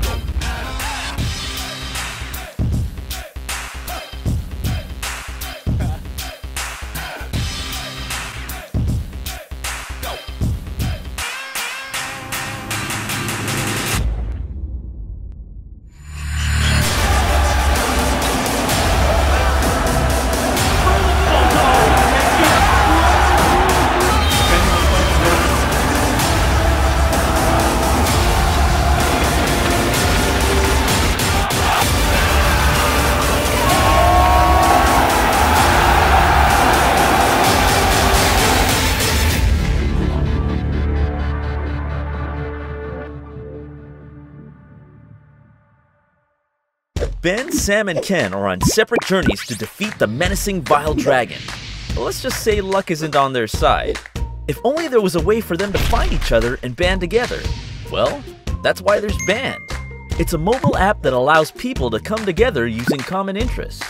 With Band, you can find fellow gamers, chat, schedule gaming sessions, and conduct polls. Stage epic battles with friends while sharing videos and photos along the way. So try Band today. Band. Be together. All right, everybody, we are back, and we are getting ready for game number 2 as we look to finish off this best of 3 here. And if NRG can close it out, that would be, I'm sorry, if they can get a win, kind of put this to game 3, we'd have another game 3 here. But really, Rogue coming in strong in late game. They played really well at the end of it, on the end of the stretch, making that comeback happen. Very impressive, and I'm sure Rogue is hoping to close this out. Forecourt, let's talk a little bit about this as we get ready for this next draft. What does NRG need to do differently to not let that collapse happen? It felt like it was just an issue of poke, right? So especially when it came to that late game, the NRG crew, they would either dive in too far, or they get poked and then fight, or they just never really came at a fight full power. So kind of trying to conserve that, being a bit more tactical when they want to go in, when they want to retreat. I think they need to, you know, shore up their decision making a little bit. Yeah, and with that, we're going to jump into game number 2 here as we get into the draft, and right away, Rogue banning Finn. Man, that's, for a hero that typically isn't seen as the top support of this meta, definitely a lot of prioritization by Rogue. I'm not entirely too sure Hardik knows that the draft has started again. Let's see. Hardik, please. Oh, B-side just connected there. Yeah, I'm going to pause it real quick as we look to take a quick pause, make sure everyone's in. Oh, he's still on the same draft. All right. I mean, the Finn ban will stand. We can't actually have them change it now at this point. But I think Finn has really made his mark tonight. He might have been skeptical. There might have been people skeptical about it, but last round he soaked up a lot of the damage. He made a lot of those pull-ins work out, and the pull-ins up against the combo of the Baron and the Sky, it was a thing of beauty. I didn't think that they were actually going to get the pressure, and for majority of the game they didn't, but 3 aces back to back, that's enough to throw anybody into disarray. Alright, we're going to start again. The draft begins. There we go. I mean, it's beginning again. Yes. And it looks like we should be okay a little bit of disconnect. He disconnected. I think we're going to reset the draft, actually, once they reconnect. There we go. Hardik, please! Alright, third time the charm. Third time the charm. We're not on the clock. There we go. There we go. I mean, I think we'll be okay with time. We'll see how we go. Lyra. There you go. That's a pick and a half right there. We have not gotten to see a lane Lyra yet. It's been support, and we're kind of just, again, hiding their hand. I figure this might actually become more and more of a kind of methodology when it comes to your picks. Hey there, Yeah, Adagio energy, sticking with that. That feels like that's their game plan here. Game 1, they had the Adagio. I do like Adagio, and I actually like Blackfeather. It just seems like the way they weren't able to deal with the late game was challenging. They get another chance to ban here, and I'm curious to see what they're going to focus on banning. I can tell you Rogue looks like they've got a different game plan. Okay, so not Vox, not Ringo. There's the Ringo. Will this be a Vox pickup then for energy? That's the big question right now. It's very different, game series number 1 compared to the game series here number 2. The methodologies have definitely changed. Now, we went from banning out the Vox and the Ringo first to now banning out these supports first, the Lance and that Finn, and then hiding hands, so to speak. Where's that Adagio going? Where's that Lyra going? So I kind of like the dance going back and forth, but still no Vox. I was led to believe he's a power pick, but Dragon, did you lie to me? I didn't lie to you. I mean, you do see him. But again, it's situational. With the dual ban, it changes the composition. Even in the meta, if the meta right now is Ringo Vox, well, you're taking away picks that go good with Ringo or Vox, right? Like, you have that opportunity to. And these players, as they take away, like, you don't have a Lance, and you don't have a Finn, and you don't have an Adagio. So is Vox really good with a Lyra? Is a Lyra carry better than that in that situation? That's kind of what we have to figure out here. As Rogue does move over to bonus time for this pick, they need a little bit more time to figure it out, and there's the Vox. I'd be very curious if we went through a whole game without a pick or a ban with that Vox. But with the Baron banned out and energy taking that Sky, is this going to be a Hardik Sky? And is it a traditional patented, trademarked Hardik Sky, or is it going to be something else? I think you're going to see Hardik in the jungle, which means it's probably going to be a Hardik Sky. I think Adagio Roam could happen, but I don't think you're going to see Sky lane, which typically I would say would be Hardik in the jungle with the Sky. And I think that makes sense. Sky can go weapon or crystal. Kestrel coming out. That's interesting pick here. It looks like Kestrel might be just coming out just to be something someone's comfortable with, because it really doesn't. I don't see any kind of major advantage Kestrel brings to this comp. Well, with the Lyra comp, I'm always a big fan of bringing in a high damage melee, because then when you portal in, you can take that melee and close the gap, right? Putting a Lyra with double range, I mean, it can still work. It's just not as strong a comp as I feel. But Vox in lane, Lyra for the captain role there, and put Kestrel out into the jungle. I'd really want to see that weapon Kestrel. The Crystal Kestrel we saw earlier today kind of fell flat on its face in the double Crystal comp, but I think that really a weapon Kestrel can kind of change that a little bit.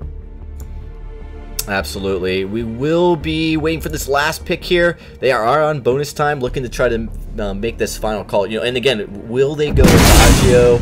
Let's see what we got here. They have Adagio, so yes. Oh, I mean, no, will they go Adagio support or carry? I didn't finish my... Okay. And Gwen... Okay, we haven't seen Gwen perform too well tonight. I'm wondering if Energy's got more up their sleeve, though. Well, Gwen can be definitely very spammy with the buckshot bonanza, and if I had to take a wild guess at this one, we're looking at a weapon Gwen into a crystal Sky. So crystal Sky can set up with the Adagio. They can try to... Why does my Google Maps keep trying to open up? That's strange. Sorry. I really think that the combo between the Sky, the Adagio to set up for the Gwen could work. Against a Lyra, though, who has that portal option, I'm not entirely too sure it'll hit the mark as much as it does. Yeah, and so we'll see how this plays out. We are just waiting for actually you to get re-invited back into this. I don't know. It's opened like 3 times tonight, and I think my Vainglory is needing a reboot. So apologies for the delay. It's all on me this time. Not a problem. We should be getting got it into this. Perfect. And now we are ready to start. Finally, game number 2. This is exciting. This is important for NRG. They need this to come back into the series. They don't want to risk probably one of the first top 8 teams to have actually have a risk of getting knocked out here in this matchup, as Rogue does match up into them pretty well. All right, so the triple range from Rogue, again, like a lot of poke. This is something that they brought last round. There's an equal amount of poke. I'm not entirely too sure who really wins this one out. Lyra can be really annoying to deal with, and I suspect that's going to be a weapon Vox. So between the Lyra and the Kestrel, it's going to come down to the difference between them and Gwen and Sky. There's a lot of opportunity here for a win on both sides, I feel. Absolutely, as we do look to get into this matchup here and start off as we look, nothing too surprising. We see this too often. Even when you go crystal or weapon, the Sky will build a weapon blade and a crystal bait. Gives them a little bit more damage depending on which build path. With Gatsby on the Gwen, I'm pretty sure this is going to be a crystal Sky. I would go with that there as well. Picking up a bit and a blade here early on, just kind of cover bases, double dip a little bit in the benefits. I think it's absolutely fine. So Energy was looking for a little bit more of a fight in the jungle. They're not actually going to get it. Gatsby now here in lane on that Gwen, and we'll see if she does continue on with that weapon. But I would again just kind of agree with you for now. And Hardek, he's going to have his work cut out for him. He's going straight for the Ancient. Yeah, I mean, and I think it's the right call. He's uncontested here, but it takes so much time to get this Ancient that you do actually give up a little bit of your rotation, and you change the pace of your rotation. It could be for the good, for the bad. You just have to be aware of that. As you see, he takes a lot of damage doing it by himself. Yeah, and he's just going to leave the forwards because not really worth it. The backs have maybe accrued a gold or 2 at this point as well, but Hardek should be okay. In the lane, though, Gatsby and Chombo, they have to deal with this Lyra, and Lyra poke is just really annoying, to be honest. She's just always there, and you get hit with the 1-2 and you can't do anything about it, and she zones very well. Look at where Energy is right now. They are just right next to their turret. They're too afraid to move out for good reason. Yeah, and Rogue definitely, you saw how they kind of confidently moved up to the top of the lane and started just unloading glimmer shots. They're looking to have some fights early and take this game under control quickly. Definitely a lot of confidence in these guys. I would say that Rogue have the early game, for sure. I mean, Adagio has 1 button he can spam at this point, and Hardek is level 3. And if he really wants to use that reposition, he either has to go upwards and sideways, or he gets deep into the enemy comp. And this early on, Hardek's a glass cannon, so he doesn't want to do that. So between, again, Lyra, Hammy, of course, with that box, and the glimmer shots, yeah, hands down, early game, my vote's for Rogue. Yeah, so right now, and I mean, having the Lyra helps too. Right now, we look at the gold, it's pretty even. So we actually saw Rogue having a bigger lead in the last game, but then kind of losing it all thanks to the great Black Feather play by Hardek. This time around, though, it's definitely a little bit closer. All right, so Hardek has done really well there into the jungle. Still a little bit of Rogue taking some gold advantage. They're actually the only ones on the map right now. Everybody has gone home. So Gatsby, he has another weapon blade. He's going into that attack speed, and Not entirely too. Okay, Hardik did actually update his bit. Yeah, he has that heavy prism. Okay, so I was gonna say, did he just come back with pure utility items? Yeah, just a small upgrade on his attack. Actually choosing not to go like what we see a lot of players go is with like multiple tier 1 items. Instead, choosing to go upgrade to that level 2 and focus on some utility so that he can kind of have some stand. I think that might be a good idea. He's been by himself an awful lot. He definitely needs the support. Yeah, will he get this Ancient? It's not good. No, that's going to go over to Sibs pretty convincingly. Chombo now going to be finding those glimmer shots in the arrow to the knee, so to speak. Well, he does get out. Gwen gets forced back as well. If you look at the last hits, Hammy 36, Gaspy 22. It's starting to show that difference there. And the turret as well! Those glimmer shots are starting to absolutely take it to town. Oh man, and this is the kind of pressure you want from Rogue to come in here early and force down these objectives. I like this focus on objectives here in the lane, and they came, they started the game this way. It was kind of their message. Hey, we're going to go right up into the lane. We do see Lyra going down. Hardik's paying a lot for it though, taking a lot of damage. But they're not going to get anything for that kill as far as objectives, and actually you're going to see Sibs doing a good job kind of thinking about counter jungling as Hardik goes to his backs. Yeah, if he can't actually make anything defensive happen, well, he can at least take away some of the jungle farm so it equals out. Gaspy, you can see he's just ducking down. Chombo and Gaspy will be able to just kind of cover the escape here for Hardik. So they pick up all that farm. Yeah, I'm not entirely too sure that was the best idea there from Hardik, but he is going to live through it. Not really much to punish it out. And again, like, not really a huge advantage, as he did say. There wasn't a lot that they could take from it, but at least they got a point on the board, right? They got that first blood, they got the bonus, and, well, they're going to lose the tower for it. And they just keep pushing to the lane. The Rogue's doing a great job. They're not worrying too much about the jungle. If they lose a little bit of jungle gold, they're okay with it. They really want the objectives. And Hardik trying to go in and be aggressive, but he's struggling as far as his team, unable to kind of keep this lane pressure pushed up against Rogue. It's really opened up their rotation in the lane a lot, being able to keep the lane closer to NRG's turret. Yeah, first turret down for Court. This is looking like a game Rogue feels pretty good about. So if Energy continues to just push up like this, a 3-man like hammer squad from Rogue, just kind of blitzing them from the mustache bush as well as the lane. If Energy is too far forward, I mean, there's nothing to fall back to, right? They got to go all the way back here to that second turret, which is now their first line of defense. So they are going to be curbed on how much they can actually push back. Yeah, but they do need to keep pushing that lane forward. I mean, that's the challenge, right? They weren't pushing it forward enough. They lose a turret because of it. This idea, maybe Hardik spending too much time in the jungle, worrying about this ancient Treant when he could just be clearing out his jungle quickly and moving up to the lane. That's something that they need to kind of look at when they rewatch this replay, because you see Rogue doing a great job at that lane push. Yes, and again, the early game advantage I do think go to Rogue, but if they are going to have just such a dominant early game, they're going to need to make some kind of buffer of gold between when Energy finally hits that stride and the state that Rogue is in. If Rogue's not far enough ahead and they start falling off, that could be some problems. Now, I'm not going to say that that's the case here, because I think Kestro actually only gets stronger as time goes on. But if Energy gets a pick, then I mean, we're in some trouble here. There is a lot of CC though on the side of NRG, right? They've got a stun from Gwen. They got a stun from Kestrel. They have a stun from Skies or from Hammy. Okay. Just barely stays alive. So all three of them have the potential to control the fight and zone out Rogue from a different escape path if they start to win a fight.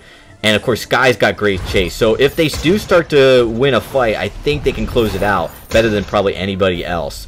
The hero composition is definitely going to be good. But the problem is right now they've been playing from behind.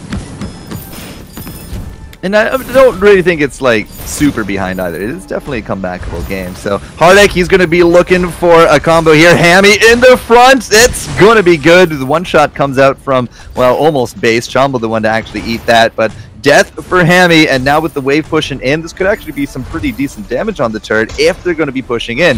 Hardik has no such aspirations. He just pieces immediately.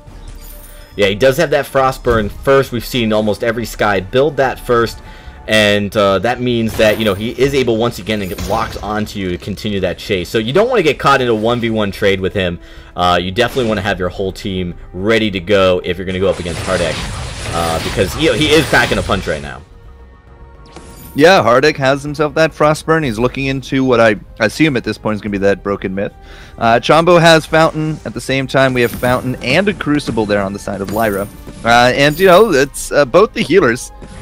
Picking up Crucibles, I would highly expect to see Chombo actually picking that up next. Nice scaling of the health into the heal situation. But Hardik is going to be trying to make the plays. And if he can't, we're in trouble. But if he does, then energy, they're going to start shining sooner rather than later. Yeah, I really think he's actually going to go to the Eve of Harvest. And I think that, you know, what you really want from this guy is that sustain. And the Eve gives him that. And so often these teams have actually just outright avoided the Broken Myth whatsoever, just because of how long it takes to stack. You know, you don't necessarily get a huge amount of power from an Eve of Harvest. You do get a little bit more CP power right off the bat, and it just takes too long to get those stacks from the Broken Myth to make it worth it. Playstyle from Sky, Crystal Sky in the jungle, definitely plays into having that Eve sooner than later. Well, I mean, I keep saying that I also want to see a Weapon Kestrel out there, but Sibs, all about the Crystal, it seems, here today. He's, you know, rocking himself that Shatterglass, but Hammy is well on his way to a double monocle at this point, so it's more of a European kind of build. At least it was introduced, I think, through the Europeans, but breaking points into the double monocle, I mean, once that's online, Vox is going to be a danger by himself. Oh yeah, and that's actually where the Vox threat really kicks into high gear. Once you see a double monocle, if he can actually outbuild the enemy laner with that, with his tier 3 items, first, it really... Oh, the ace hits, and that's going to be some big trouble on top of Sibs, but it's going to be the Gwen to get deleted, and whoops, just a little bit too ham. The one shot's going to go wide. Hardik is actually looking for Hammy, but Hammy's looking for Hardik, and under the turret he goes. He has the shield. He's going to be good to go, and Rogue actually kited that one out very nicely. And it looked really rough, and you did see that stun land from the Gwen as Ace's High was able to finally hit. We saw a lot of missed Ace Highs in the first game with Gwen here today with Cloud9. But I don't think we saw a single hit that I don't think we saw one either. I couldn't remember exactly. But having that hit was good, and you actually saw, you know, Hardik jumping in there thinking, all right, we got this, but it went south very quickly. Keep in mind, you've got a Lyra, who she offers a lot of health for her team, and so they get right back up into the fighting shape quickly. The big thing as well is as soon as that stun hits, everybody moved in front of it. Like Sibs was stunned, he was down low, and you could see the bloodlust there from energy. They jumped immediately on top of that, but Evil got in the way, Hammy got in the way, and from there is just, you know, Heal City, and they just absolutely bursted down energy. I don't think they expected that, but it was good movement from both. Oh yeah, they have to get out of position as WizSibs rotates up. You see that burst damage coming in with those glimmer shots. Too much to handle. You don't see Skies build a lot of defense too often, and that, you know, you understand why, right? Hardik needs to be able to get those kills. He needs the damage, but it means that when they're going to be retreating, it's very, very bad. Sibs himself actually has that Broken Myth, just bought it now, 2 stacks immediately. His stacking, I feel, could actually be a little bit more expedited at this point. Expedited, that's the better word for it, because when those glimmers hit, and they hit hard with the 2-item spike, those stacks just go straight up. Absolutely, and that's something that if he starts to get those stacks quickly will be really hard for energy to deal with. They've got no defense on Hardik, so, you know, if he starts to take those glimmer shots, he's going to feel the full force of those. There is a nice death from above. WizSibs deleted. Yeah, absolutely. You could not get in front of him quick enough there from Evil. Hammy just a little bit too far forward, and, well, we're going to leave Lyra to be the sole survivor of this one. Gatsby's down low, but there's no way I think Evil's going to get that kill. No, not at all. Chombo had the heals, and now 3v1. I don't know why Evil's actually still here. But, well, he's got a portal. He could get out. He's trying to do what he can. You're going to actually see him portal. Nice portal to get away, although I think he's going to go down. Oh, one shot, one kill almost gets Hardik. As Fallon had to actually be used. This is really bad. Fallon's used. This means NRG cannot fight for the... Oh my goodness. Really close to going down. Oh, Chombo!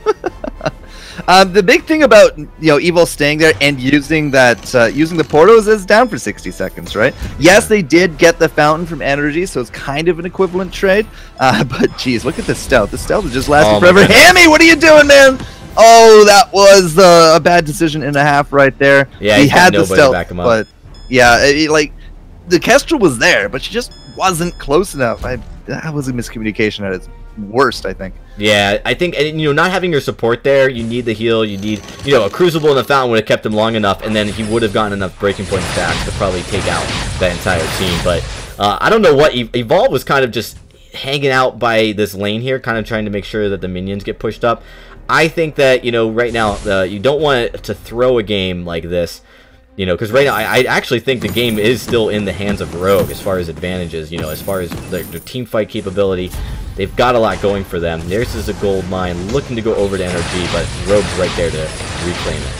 I'm a little more undecided. It's very even going back and forth. We've had kills on both sides. That's going to be a big stun, and immediately Hammy dropped. Evil is now going to have to try to get people out of danger, but he does take down Hardik, but he loses out the rest of his team. Here it goes, that Crystal Miner, but it won't matter. Evil is going to drop. Chombo and Gatsby should be able to take down the big and blue, and they will. With 1 minute to go on this Kraken, they're going to turn their eyes to a gold miner, and now we're starting to pull ahead here. Huge pull ahead. I mean, this is really important, and landing that crowd control is what we kind of talked about would be critical, and having so many, I mean, all three members have a little bit of crowd control if they can land it correctly, but the big one is Gatsby with that Aces High, and when he lands it, he's landed it twice. It's been super pivotal. Nice block out from the one-shot one kill, because it would have probably gone over to Rogue if they didn't land, or if they didn't block it out correctly. So that's important. You really got to look at the position by Rogue, right? They come down to the shop and they don't have any vision to see if they're going to get jumped on, right? And that's just a big misplay by them. They can't give up that kind of positioning all lumped together. When you're dealing with heroes that deal actually quite well with heroes lumped together, there's a lot of area damage from both Sky, Gatsby, and Adagio. I'm liking the combo. I'm not gonna lie. I'm really liking the combo of that Aces High to start things off, and if it hits, they just go full on commit. Right? Evo, the first time this happened, he had really good reflexes. He got in the way. He was able to get off the heels, and they were able to reverse that kind of aggression. He was very good. It has not happened times 2 or 3 at this point. So if NRG continue on with this trend, they will take this game. And if whoever gives up this next team fight is actually looking down the barrel of the Kraken. Yeah, and this could be actually a game-pushing Kraken if it results in an ace. This team fight can really dictate the pace of the game. Oh, Hardik taking a lot of damage. Now, he gets healed up pretty quickly, but you know what? That's not something that it can rely on, right? I'm actually surprised, and again, Evolve not with his team, so they're not able to engage on that advantage, and Hardik already back up to full health. Well, can't say that they didn't try, but yeah, if Hardik's already back to full health, then really it's just kind of going to come down to those cooldowns. Now, Sibs, again, it's blue. He has quite a bit under his belt, but he does have another one-shot ready to go. We got this. Wait for it here.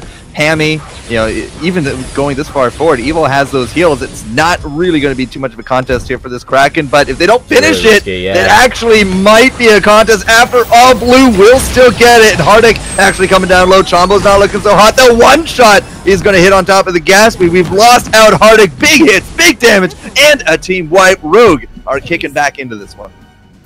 Wow, and we talk about if you get the Kraken and the ace here, this could be a huge push. I don't know if it'll be game-winning. I mean, there's still a lot of time left to kind of pull all those turrets down, and the death timers aren't quite that high yet, but we are seeing a little bit of lag here, guys, as we look to try to deal with this connection issue.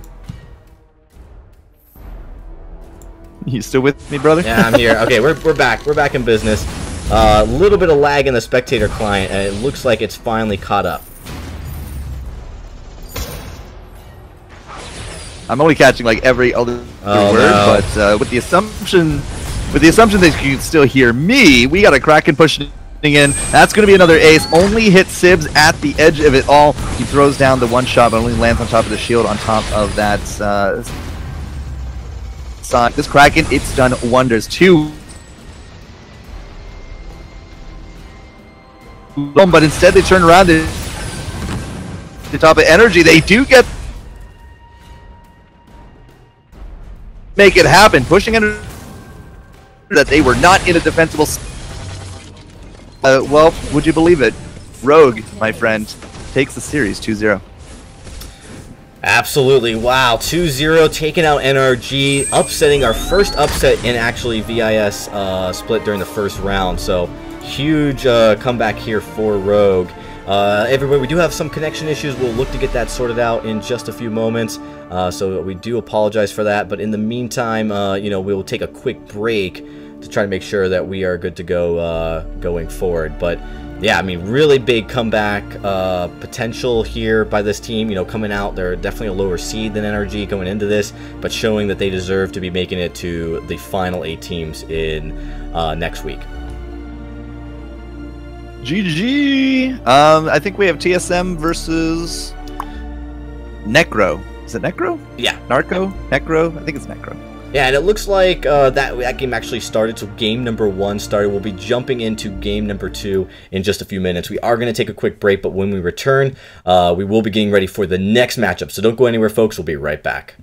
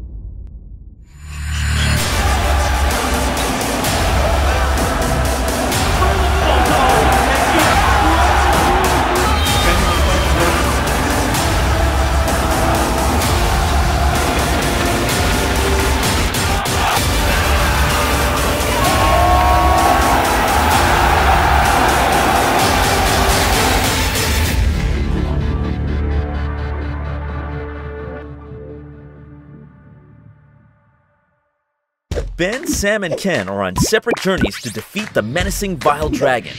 But let's just say luck isn't on their side. If only there was a way for them to find each other and band together. Well, that's why there's Band. It's a mobile app that allows people to come together using common interests.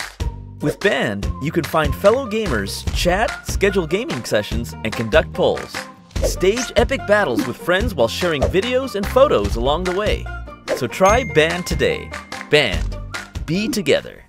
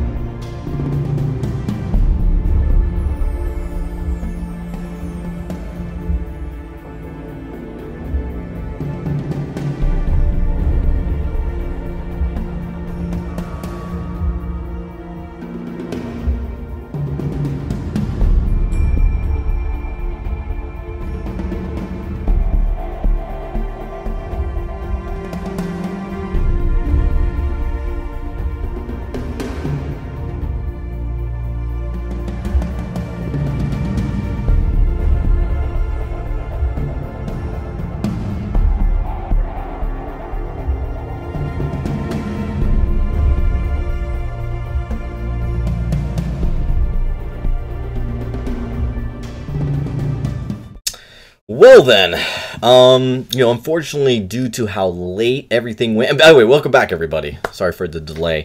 I kind of jumped right into it. No, welcome back. We got to get down to breath. We went a little bit later than expected. So, Team Solo Blade, due to time, they wanted to start on time per their scheduled match. They actually finished both their scrims, won both of them.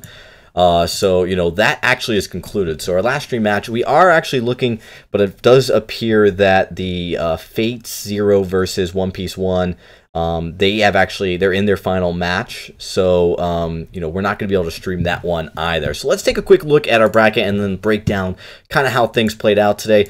I mean, it's definitely pretty exciting. It looks like it looks like the tournament bracket's not quite updated yet, but, one of the things, these are all the teams playing today, or playing this week, I'm sorry. And, of course, Cloud9 getting by Team Enforcers, but definitely feeling some heat. Rogue going to be facing Cloud9 in the round of 8 as they pull off that upset over NRG. Team Solo Mid does get the victory over Necrolite, so there's that's definitely in as well. And then, of course, we are waiting for the Fate 0 versus One Piece 101. I know everyone wanted to see that match. We did too, but we're not able to get into it. I mean, if only teams could just lose 2-0 and roll over for us in 15 minutes, this all would have worked out. But you know what? I'm not apologizing that we had some fantastic matches. Some of them went the distance. The first game series, game 3, the second one, we're looking at 20-minute wins. Like those in this meta they were all phenomenal. So I'm very happy with what we got to see. Yeah, same here. Definitely a little bit slower. The new draft, it takes more time. We're definitely going to have to work on making sure we can get you guys into those drafts and into those games faster. So not to go too late, but very exciting. I mean, I kind of like how the draft goes. It adds a lot of suspense to the process, to the strategy that you're coming into these games, because you've got so many more ways of countering your team. And again, we see how, Enforcer is a team nobody thought was going to make it very far, able to take a game off Cloud9. That's pretty impressive. So with that, though, we are going to end. We have a lot to actually talk about as far as the end of the show, because we've got some exciting games coming up for you guys tomorrow. But before we talk to that, I do want to announce that, of course, sign-ups for VIS64 are live.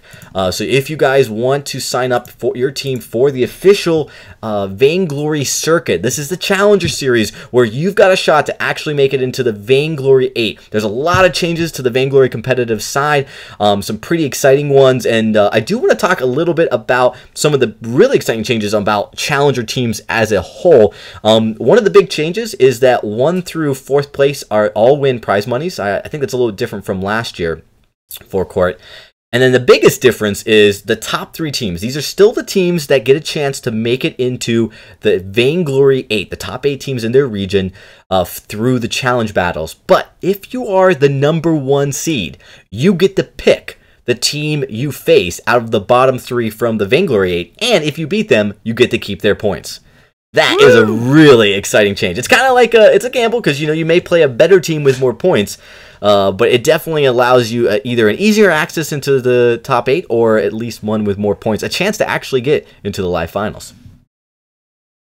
So, I mean, you're still facing the bottom 3 teams, but if they have 3 points, you inherit those 3 points. That's my understanding of that. Absolutely. And I like that. And you could be picking a team that maybe got lucky one weekend, has a lot of points, but isn't as good. And you can, if you're number 1 seed, they may be the number 2 seed. You wouldn't have faced them. Now you can choose to. It's kind of like a rite of passage. Again, guys, this is the official circuit. You guys are watching VISPRO here, which we have picked this top 16 teams from teams registered for the winter season. But starting in spring, a lot of exciting changes to the competitive side. It's going to be really exciting. Payouts have been increased. It's $2,500 in total payouts for this split.